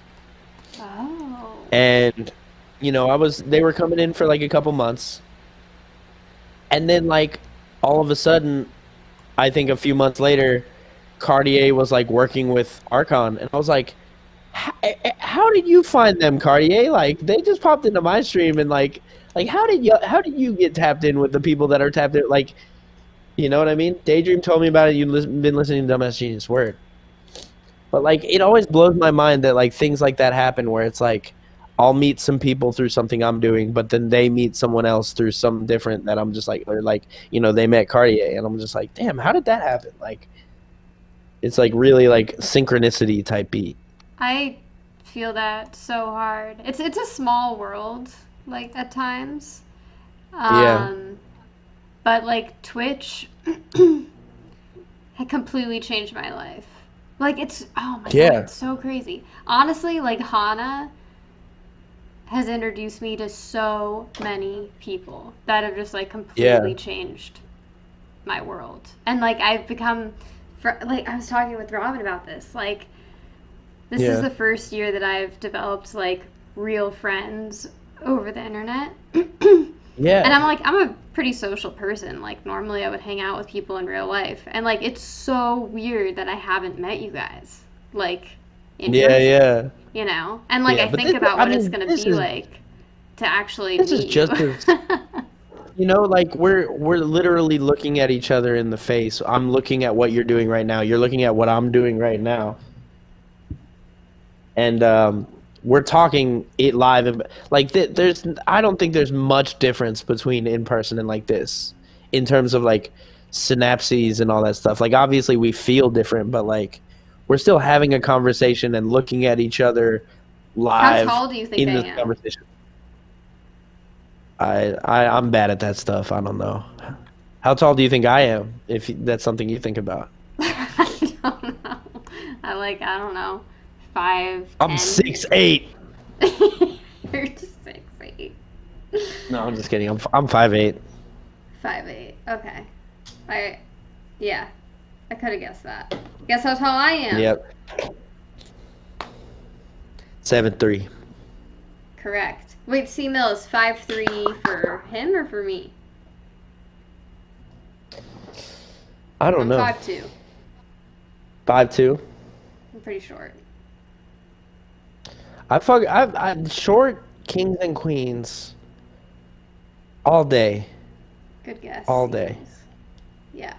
Yeah. I love being short. It's great. Yeah. Short legends. I think short legends are legends. I think tall people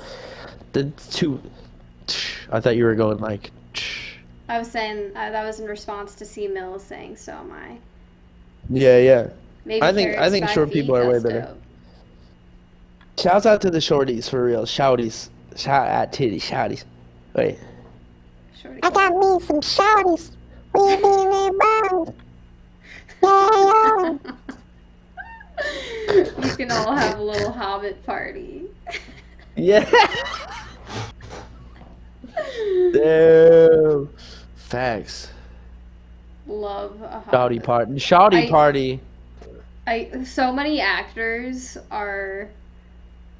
This is what goes on at Discord. Tight. So many like actors are really short, so I call them hobbits of Hollywood. Mm.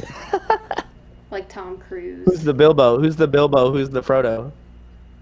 Well, Frodo would be Elijah Wood. Elijah Wood is tiny. Actually, crazy story. One time I was getting off a plane, and it was a pretty small plane. I was coming back to LA. I don't remember where I was coming from. And there were like, I saw as I was like deplaning that there were a couple people in the like first class area that were standing in their seats and like hadn't gotten off the plane, and they were like clapping people off, and I was like, what the hell is this? It was Elijah Wood clapping me off my plane, and I was like, what Nice. gate are we at? I was fucking stoked. I think I tweeted about it after. I was like, at Nice. American Airlines, Elijah Wood just clapped me off my plane. Yeah. We can have, what's the bread called that they eat? I don't remember. I wasn't too huge in the Lord of the Ring. I was just watching. Oh shit. The bread? Oh, lambus. Lambus bread. Lambush. Would you It like makes some you feel really lambus? full. Lambus, yeah. Good old lambus bread. Anyways. I know it's, well, so, okay, I actually have another question. Yeah, I'm chilling as long as it seemed like you were just like, no, it's been nah. I just woke up like 3 hours ago. Well, yeah, so I was gonna say it's getting late, and then I realized that Yeah. means nothing to you. But so I want to know, like, Nothing. how does your day work? Like, do you have breakfast, lunch, and dinner? Like, how do your meals work? And then, like, do you do what I would do at like 4 p.m. at 4 a.m.? Like, how does it all work? I mean, so I wake up probably around if it's a good day, I'll wake up around 5 or 6 p.m. Lately, the past week, I've been waking up like, not this past week, but like a week ago, I was waking up at like 3 p.m. every day, and I was like, wow, I'm up early as hell. Like, but I wake up probably between 5 and 6, go to Chick-fil-A, come back, eat, get ready for the stream if I'm streaming. Stream for like 5-6 hours, get off, go on Discord, hang out with everybody. Probably grab like a bagel or like some chips, Chex Mix, drink Chex something. Chex Mix honey nut. That's the key. I got some. And oh shit, you killed Oh, it. you can't see it. I'm blocking Oh wait, there it goes. Yeah. Here it is. So I mean, but I will say smoking kind of kills my appetite Yeah. in general. Like if I start eating, I can't stop. But I don't want to initiate eating because I'm just like, I don't feel like it. But I'll maybe eat like a snack or like maybe make myself another substantial like frozen meal or go to Jack in the Box or something at like 3 or 4 a.m. or something. But for the most part, ever since I built this new computer, my whole day has been wake up, either stream or like see who's on stream and watch streams, go in the Discord and hang out with people and play video games until like 8, 9 a.m. And I'm like, I gotta go to sleep. So. That's literally been my schedule. Wow. So you're not really like doing other things in there. Like it's pretty much like Twitch. No, yeah, there's a lot of things that are falling by the wayside. Like I need to do groceries right now. I need to do laundry right now. My car is falling apart and I need to take it to the shop, but I'm not early enough to go to the place. Like there's a lot of regular life stuff that I am leaving behind at this moment. Like I feel like I'm going to be on the road and my car is going to fail. I have like a 04. Oh my god. Like but like my window won't go down, my door locking mechanism is broken, so I gotta leave it unlocked all the time. The little button on my stick shift fell out, so now I have to like just push my thumb into like stick shift. One of Oh my my lights gosh. is like half out, and I gotta turn on my brights all the time, like, and I'm just like I'm not Wow. up at in a good amount of time, and to like leave my car or to like fuck with my streaming or like, so I just like am just like, oh well, you know. Damn. It's freaking stressful. Yeah. So Um, just the regular things are getting left by the wayside, but yeah. I'm doing my thing. Also, Yeah. I just want to shout out people are talking about how weed affects their eating in chat. I was severely addicted Yeah. to the pot for at least 4 years, but like had been smoking longer than that. And I like Yeah. couldn't eat at all. I literally could not eat if I wasn't high, to the point where Hmm. like I couldn't Yeah, I know travel. I'd people be like like, that. well, how am I gonna eat if I like go somewhere and don't have weed? You know, like it was problematic. Yeah. Um, but I've been sober almost 8 months. I had one relapse, but like pretty much Nice. 8 months. Yeah, And my and I guess I'm appetite's sorry I'm bringing it up amazing. if you don't want to. No, Yeah. no. I think it's great to talk about. I mean, everyone's like talking about their weed eating Okay. experiences. Um, and like it's funny because my eating was so fucked up when I was still smoking that I actually started going to a nutritionist to Mm. try to like figure it out. And then I stopped smoking weed, and 3 days later I was like, I'm good. Had Yeah, my yeah. appetite back. It, yeah, it's pretty quick to like wear off, I feel like, at least just Yeah. like the things that kind of like last on your psyche and your, you know, state, I guess. Yeah. I mean, it But was the first like few months of being sober was extremely hard. Um, yeah. Mostly because I got sober because I was dating an addict who told me I had to get sober if I wanted to date them. Mm. So it felt like Yeah, yeah. less like my choice. I was just kind of like looking for a reason to get sober. I was like, oh, cool, here's a reason. Um, Yeah. and it got a lot easier once I decided like, oh, this is like the decision that's right for me. Um, Yeah. Wait, someone says you don't drink. Do you not drink? Yeah, I don't drink. Por qué? It, it just feels pointless, I you agree. know?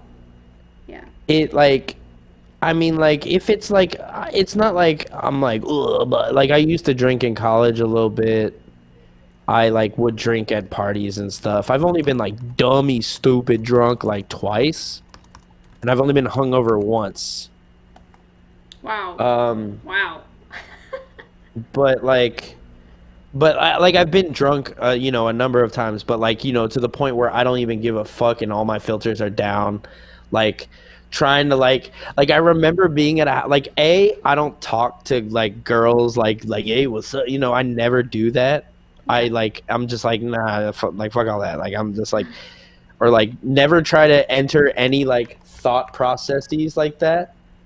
You know what I mean? Like just Yeah. like, hey, I'm trying to talk to somebody in this regard. Like never. And I remember being at a house party and sitting down and just like, hey, what's up to like this girl? And like she was clearly sitting like next to her boyfriend, and I just didn't give a fuck. And I was just like, what's going on? I remember that and just being like, wow, I was drunk as shit. Because I was just like doing something I would never do in a situation that did not call for it. Like, and just like being like mad crazy. But that was like I was like in like probably 10 years ago plus at this point, like, Yeah. you know. And I remember also one time I drank or I took 2 ibuprofen pills because I had a headache, and then my roommate started drinking, so I had a few beers. Mhm.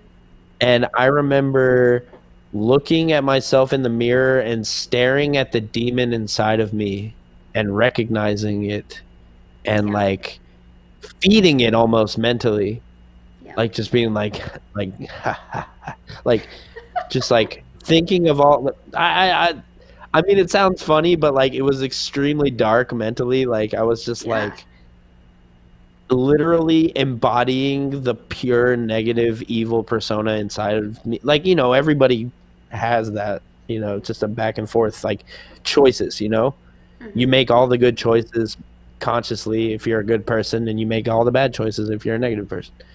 And I was just like staring at myself and recognizing it, and like mentally living inside it for like a good 20 minutes. And I was like, I remembered that clearly. And I was just like, that wasn't like this is when I have to stop, but like that was one negative thing that I remember about the time when I did drink, like things like that. Yeah. Or yeah, like I'm kind of saying, you just get crazy sad, like depressed, and it's just like, or you just like, what's the trade-off? You have a very uninebriated night where you're more open and loose, and then you wake up and you feel terrible. Mm-hmm. Like, maybe, I don't know, I think working on becoming comfortable with who you are is a lot more effective and a lot less painful Yeah. than I like being agree. yourself. Yeah, it's a But I mean, really difficult like if somebody process. brings over like a 6-pack of Blue Moon, like a beer I can drink, I'll have a beer. I don't, like I enjoy, like a beer is cool, whatever, or something. But like most of the time, if somebody offers me a drink, I'll just be like, nah, I'm good. Yeah. Sorry, that's the dog. No, that was fast. That was tight. Um, yeah, sorry everyone for that weird noise. Yeah, no, I totally agree. I mean, I think that everyone has that inner demon and it's caged and alcohol feeds it. Um, Yeah. and not everyone acknowledges it. I think acknowledging it is a huge step for a lot of people. And deciding to not give it that attention and not feed it anymore by not drinking is a huge step as well. Um, Yeah. and I agree that, learning to be comfortable with yourself is the greatest gift. Because it's the same thing as like learning to love yourself, which Yeah. is like probably the most important thing we can ever do, in my opinion. You're born alone, you die alone, so you better like yourself. Exactly. And also, like, this is who you are, whether you like it or not. Like, Yeah. I have a really weird theory about why brains work and how brains work. That it's What is it? like, and also that kind of plays into thinking that astrology is a real thing. Hell Like yeah. I started thinking about it when trying to think if, like, is astrology real, or is it just people making, like, I think people exaggerate it, but like the way that I think there's a global conscious energy source, Mhm. like meant, like, thought, like, and every time someone is born, in the place that they're born, the time that they're born, the turning, like, the turning of the planets and the baba, all that stuff plays into it. And when you're born, you're given, I think, a base brain energy, Mhm. like depending on like when or where, and that's kind of where astrological signs come in, I think. And your brain is injected with this initial energy that's going to dictate like your default setting moods or actions or emotions, and then from then on your life experience uh you know dictates the rest. And Yeah. that's why I think, like there's definitely some truth in like astrology, to where it's like if you were born on in this month, in this turning of the, at 7 a.m., or with the blah blah blah blah in that year, then it's like that's the initial energy you were given, and that's your default brain receptors and emotions and reactions. But then if you go through like a lot of stuff growing up, or like you have a life that's extremely privileged, like that's going to change how you act. But it's like the starting brain energy Mhm. that kind of dictates the person that you are on a default level. I mean, just think about how the moon affects the tides. Yeah. Um, and how much power, like physical power, the planets have on our planets and on gravity and the way that we feel.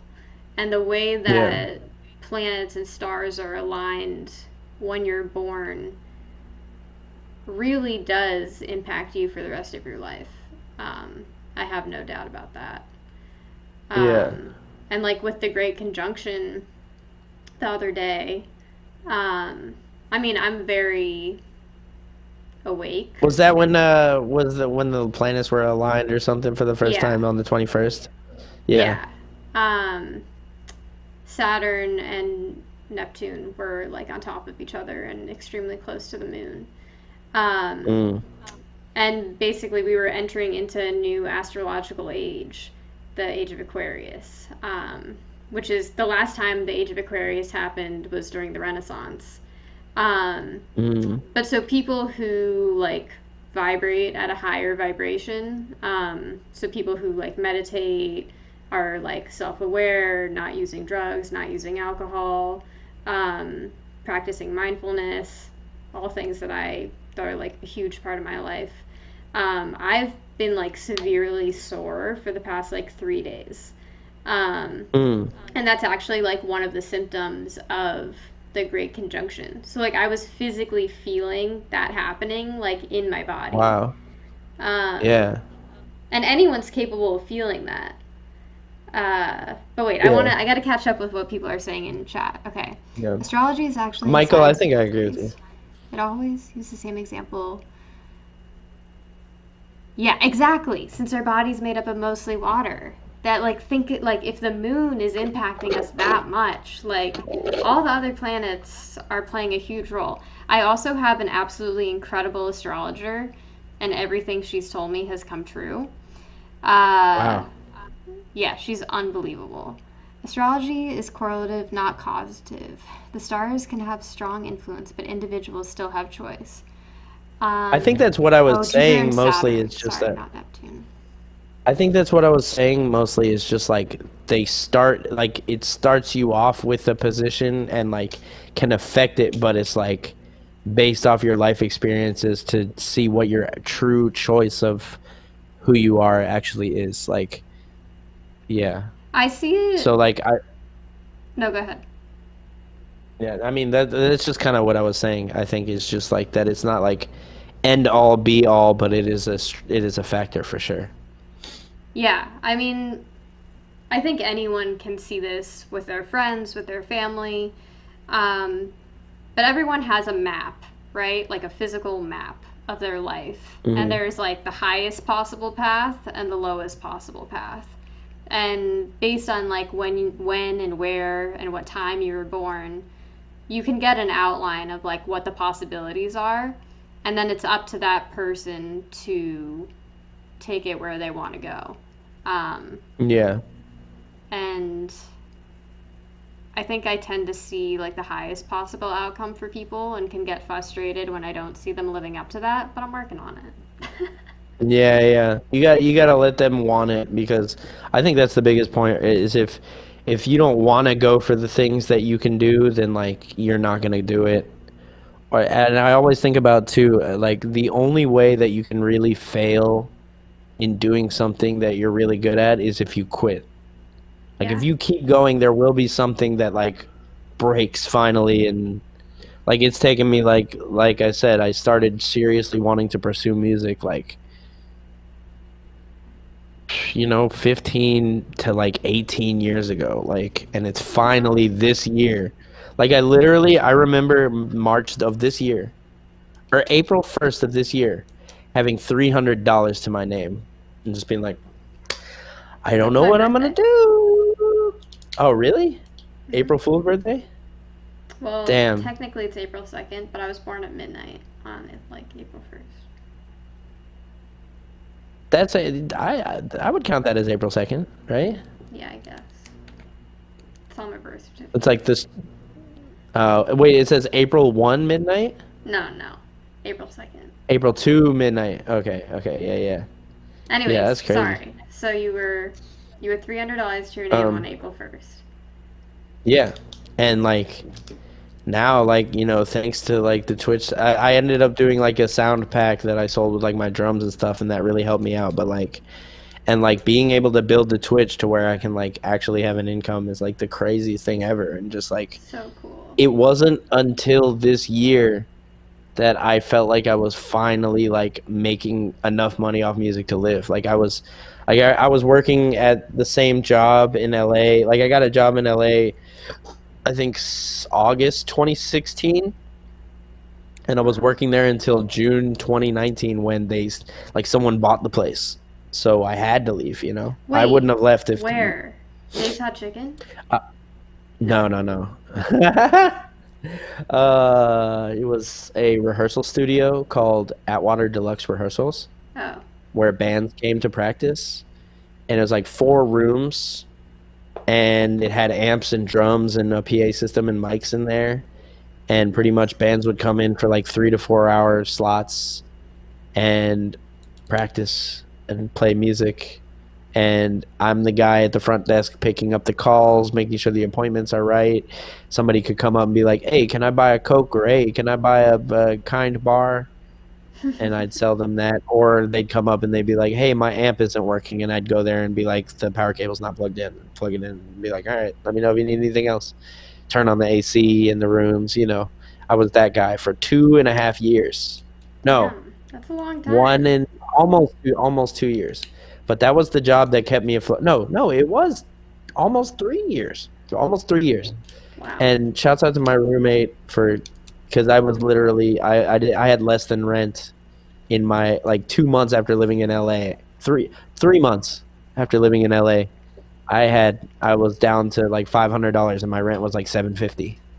Damn. And I was like, I don't know what I'm gonna do. And he went on tour a lot, so he was like, I'm going on tour. You can have my job while I'm on tour.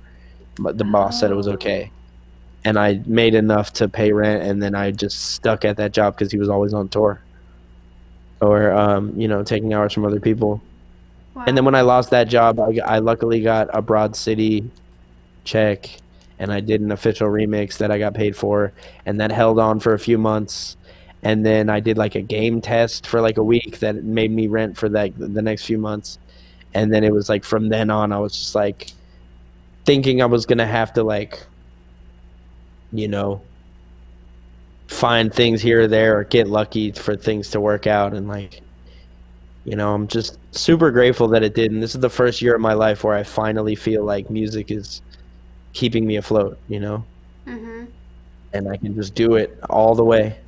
So what are your predictions for when this whole lockdown thing is over? Like, what do you think music's going to look like for you and in general, like, in this new world that we're going to enter? I don't know. And I don't know how long it's going to take either. Like, yeah.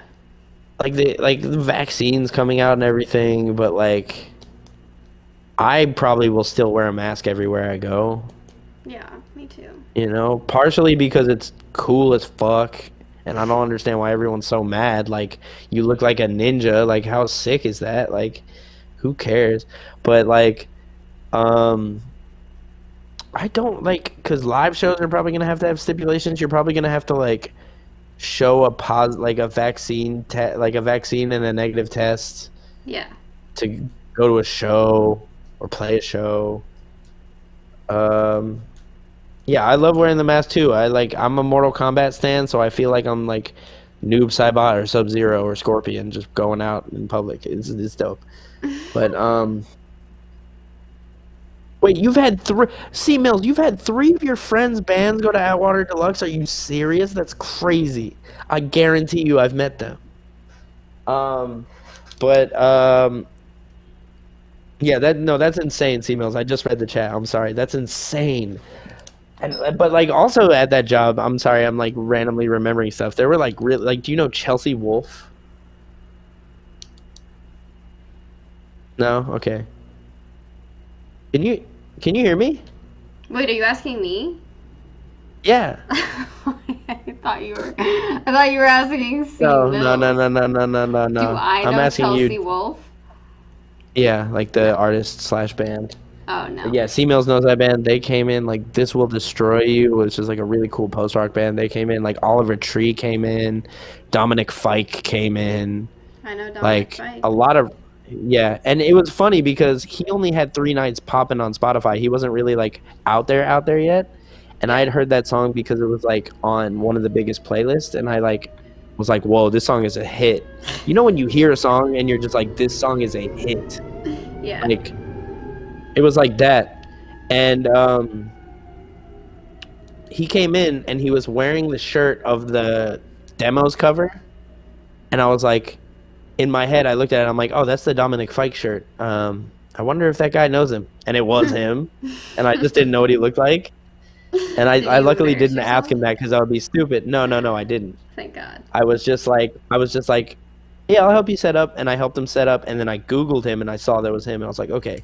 And he came out of the bathroom and I was like, hey, man, I just want you to know, by the way, that like Three Nights is a fucking smash, dude. Like, that song is out of here. And he was just like, thank you, dude. Like, you know, just like a quick thing. Like, cool bands would come in all the time. And it was just like really surreal. That's awesome. But what was I saying before that? I'm sorry, I got sidetracked. I guess how things are gonna be. That's right. Yeah. Yeah, I think venues are gonna require people to show that they got vaccinated and show a negative test if they're smart. For sure. But I honestly thrive in this type of environment, and like I told you, I've been to and performed at every single live show like situation you could ever imagine. So like I wasn't going to shows anyway. I didn't want to go to functions, especially in LA where it feels so vapid and fake all the time. So I was like, I'm honestly blessed that we're all in this situation because this is my home territory. Not obviously. Good night. All right, maybe see ya. Obviously, I'm not saying I'm blessed that there is a deadly disease killing a ton of people. That's absolutely horrible, and I wish it would stop. Yeah. But the circumstances that we all have to be at home and that I don't have any obligations to go somewhere is extremely beneficial for my personal mind state, and I would much rather just be on my computer all day and talk to people through here than go out and worry about like and like all this stuff and just like people being fake in public and just all Will that. you go to shows with me though in LA? Depends on the show. Like shows I that you don't want to go to, like fun shows. Yeah. But I literally would like not even go to shows that I was like on the guest list for, like even my friend shows and stuff. Like I would probably disappoint people. Like I feel like there are some people out in the world right now that are like salty that I didn't go to a show they invited me to or something, but that's because I like don't go anywhere. Like I even missed like my favorite band's shows because I couldn't get on the list type shit. Like I'm jaded when it comes to live shit. Like you're definitely not gonna go if you're not on the list, and if you are on the list, you might go. Yeah, I'm crazy. I get it.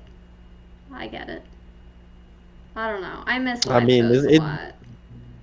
Yeah, I miss it more than I thought I would. Like there are some bands that I think would do really well with live show stuff if it was happening. But also, I mean, the URL shows are. I think I said this in Kenny Beats chat the other day, and he actually noticed me saying it and responded to it.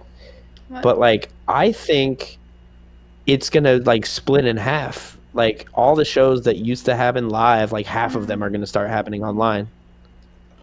Interesting. And it's just gonna be much more of like an online landscape because like everybody's figured out that we can just stay at home and do the same shit, and everybody can just watch it online. Like very. See that's definitely the type of shit that happens in the Discord. Saying some shit like that. I'm right there with you. But okay, wait. I want to investigate this. So, will live shows be streamed so that you don't have to go to make capacity less of an issue? Yeah. Because they were already trying that with like Coachella and stuff too. Streams. But I You want to should be be. there. Yeah. But like for example, like Coachella, they were live streaming that for the past few years. Like Yeah, but not on. they are already. Yeah, I mean they're about to. Rolling Loud has been doing it. Yes, Rolling Loud. Like I think one thing about the whole thing too is that everybody realized how powerful Twitch really is. Mm-hmm. Like, I didn't really know. A lot of people didn't know. There's a lot of people that are just like, yo, I didn't know how turnt Twitch was until I saw you doing it and saw how crazy you're going. So it's like, I'm trying to open up a lot of people's minds to it. Like, anytime I see anybody doing anything weird, like, or like playing a video game with like precision or like making music, I'm like, bro, just stream it. And then they'll just be like, Right? I don't know, I don't have this cable or what. I'm like, bro, just do it however you can. Like, stop I worrying know. about it. I say Like, it's like, why would you not stream? yeah, Like, if you're on a PC, like, you could be making money and like developing your fan base. It's such a missed yeah, opportunity. I wish I had more things to do on my computer so that I could stream more. Like, I'm literally trying to yeah, think yeah, of things to do. yeah. Also, you were talking about that we should play like Jackbox games and Among Us and stuff on stream. We could also low key do that in the Discord just for fun and like, try some stuff out and get some people that would be interested and get like a good party going. And that's probably where we'd host it if we do it, by the way. If we end up doing like a multiple gaming stream, we'll just all go in the Discord and I'll have your audios playing on the stream That would be so and fun. stuff. I would love to Yeah. do that ASAP. Like, Yeah, we let's should. go. Now that I got my gaming PC, I feel so much better about it and stuff, so. Well, and so basically, with Jackbox, I would pull it up on my computer, and then I would put it up on stream so everyone could see what's like going on. And then all you need is your Yeah. phone. So only one person needs to have the game, and then everyone else plays from their phone. Yeah. And I was doing it with Iffy one day. We were playing Quiplash. Oh, was a lot okay, of fun. so you've done it. I did a funny one. It was like, I think it was like the name of Rob Schneider's memoir or something. Mm-hmm. And I said he couldn't do it or something as the title of it, and like everyone was like, "Ah!" Like that was good because how he always be like, "You can do it." Oh, from Waterboy. Yeah, I think so. Or whatever. That's funny. I Yeah. would do something from the hot chick. Oh yeah. Sorry for the food Damn. ASMR. Is that really loud? No, you're good. You're Like good. crunching. I'm really tired and I feel like I should end the stream, but I feel like it's a crime when there are 14 people watching. I mean, that's it. That's also better. Like, I ended the stream with like, I think like 30. Like, I've been ending streams with like 30 people, and it's like better for your average, low key. Okay. Well, Because then you're just like, but I mean, I'm gonna raid up to you. Mystery School. Yeah. Are they on their way out though? They seem like they're on late tonight. It's their last stream Wait. of the year. Wait, hold on. I'm gonna go tell them that I'm gonna raid them. Let me see. I think they're about to leave. Yeah, they're about to head out. Alright, never mind. Who should we raid? We'll raid Horsehead. So Krayshawn is streaming. Damn Juice is streaming. Well, Matt, thank you so much. This was so fun. Yeah. You are Yeah, for sure. the best guest. Your chat is amazing. Thank you everyone for coming. C Mills, Archon, Michael, maybe Carrot. Thank you all so much. This was so fun. Best Yeah. stream yet, for sure. Yeah. And I'm gonna go on my Discord if anybody want to hang out. I'll probably be in there in like an hour. Sick. I will Juice is looking for probably- trios. Boom, exactly. Boom, exactly. I'm gonna go play with Juice. Oh my god, wait, now I'm trying to figure out how to raid. Alright, well, I hope everyone has an amazing night. And there will be more episodes after Christmas. So tune in. Can't wait. Yeah. Wait. Do you need help figuring out the raid or? Nah, I figured it out. Okay, All because right, yeah, I just start don't see it it. up top. There you go. There you All go. right. There it is. Bye, folks. Bye, everyone. Amanda, thank you for having me. It was a good time. Thank you. Peace. Nice. Did that All right, work? now remember to end the stream too, because it'll Okay. keep going.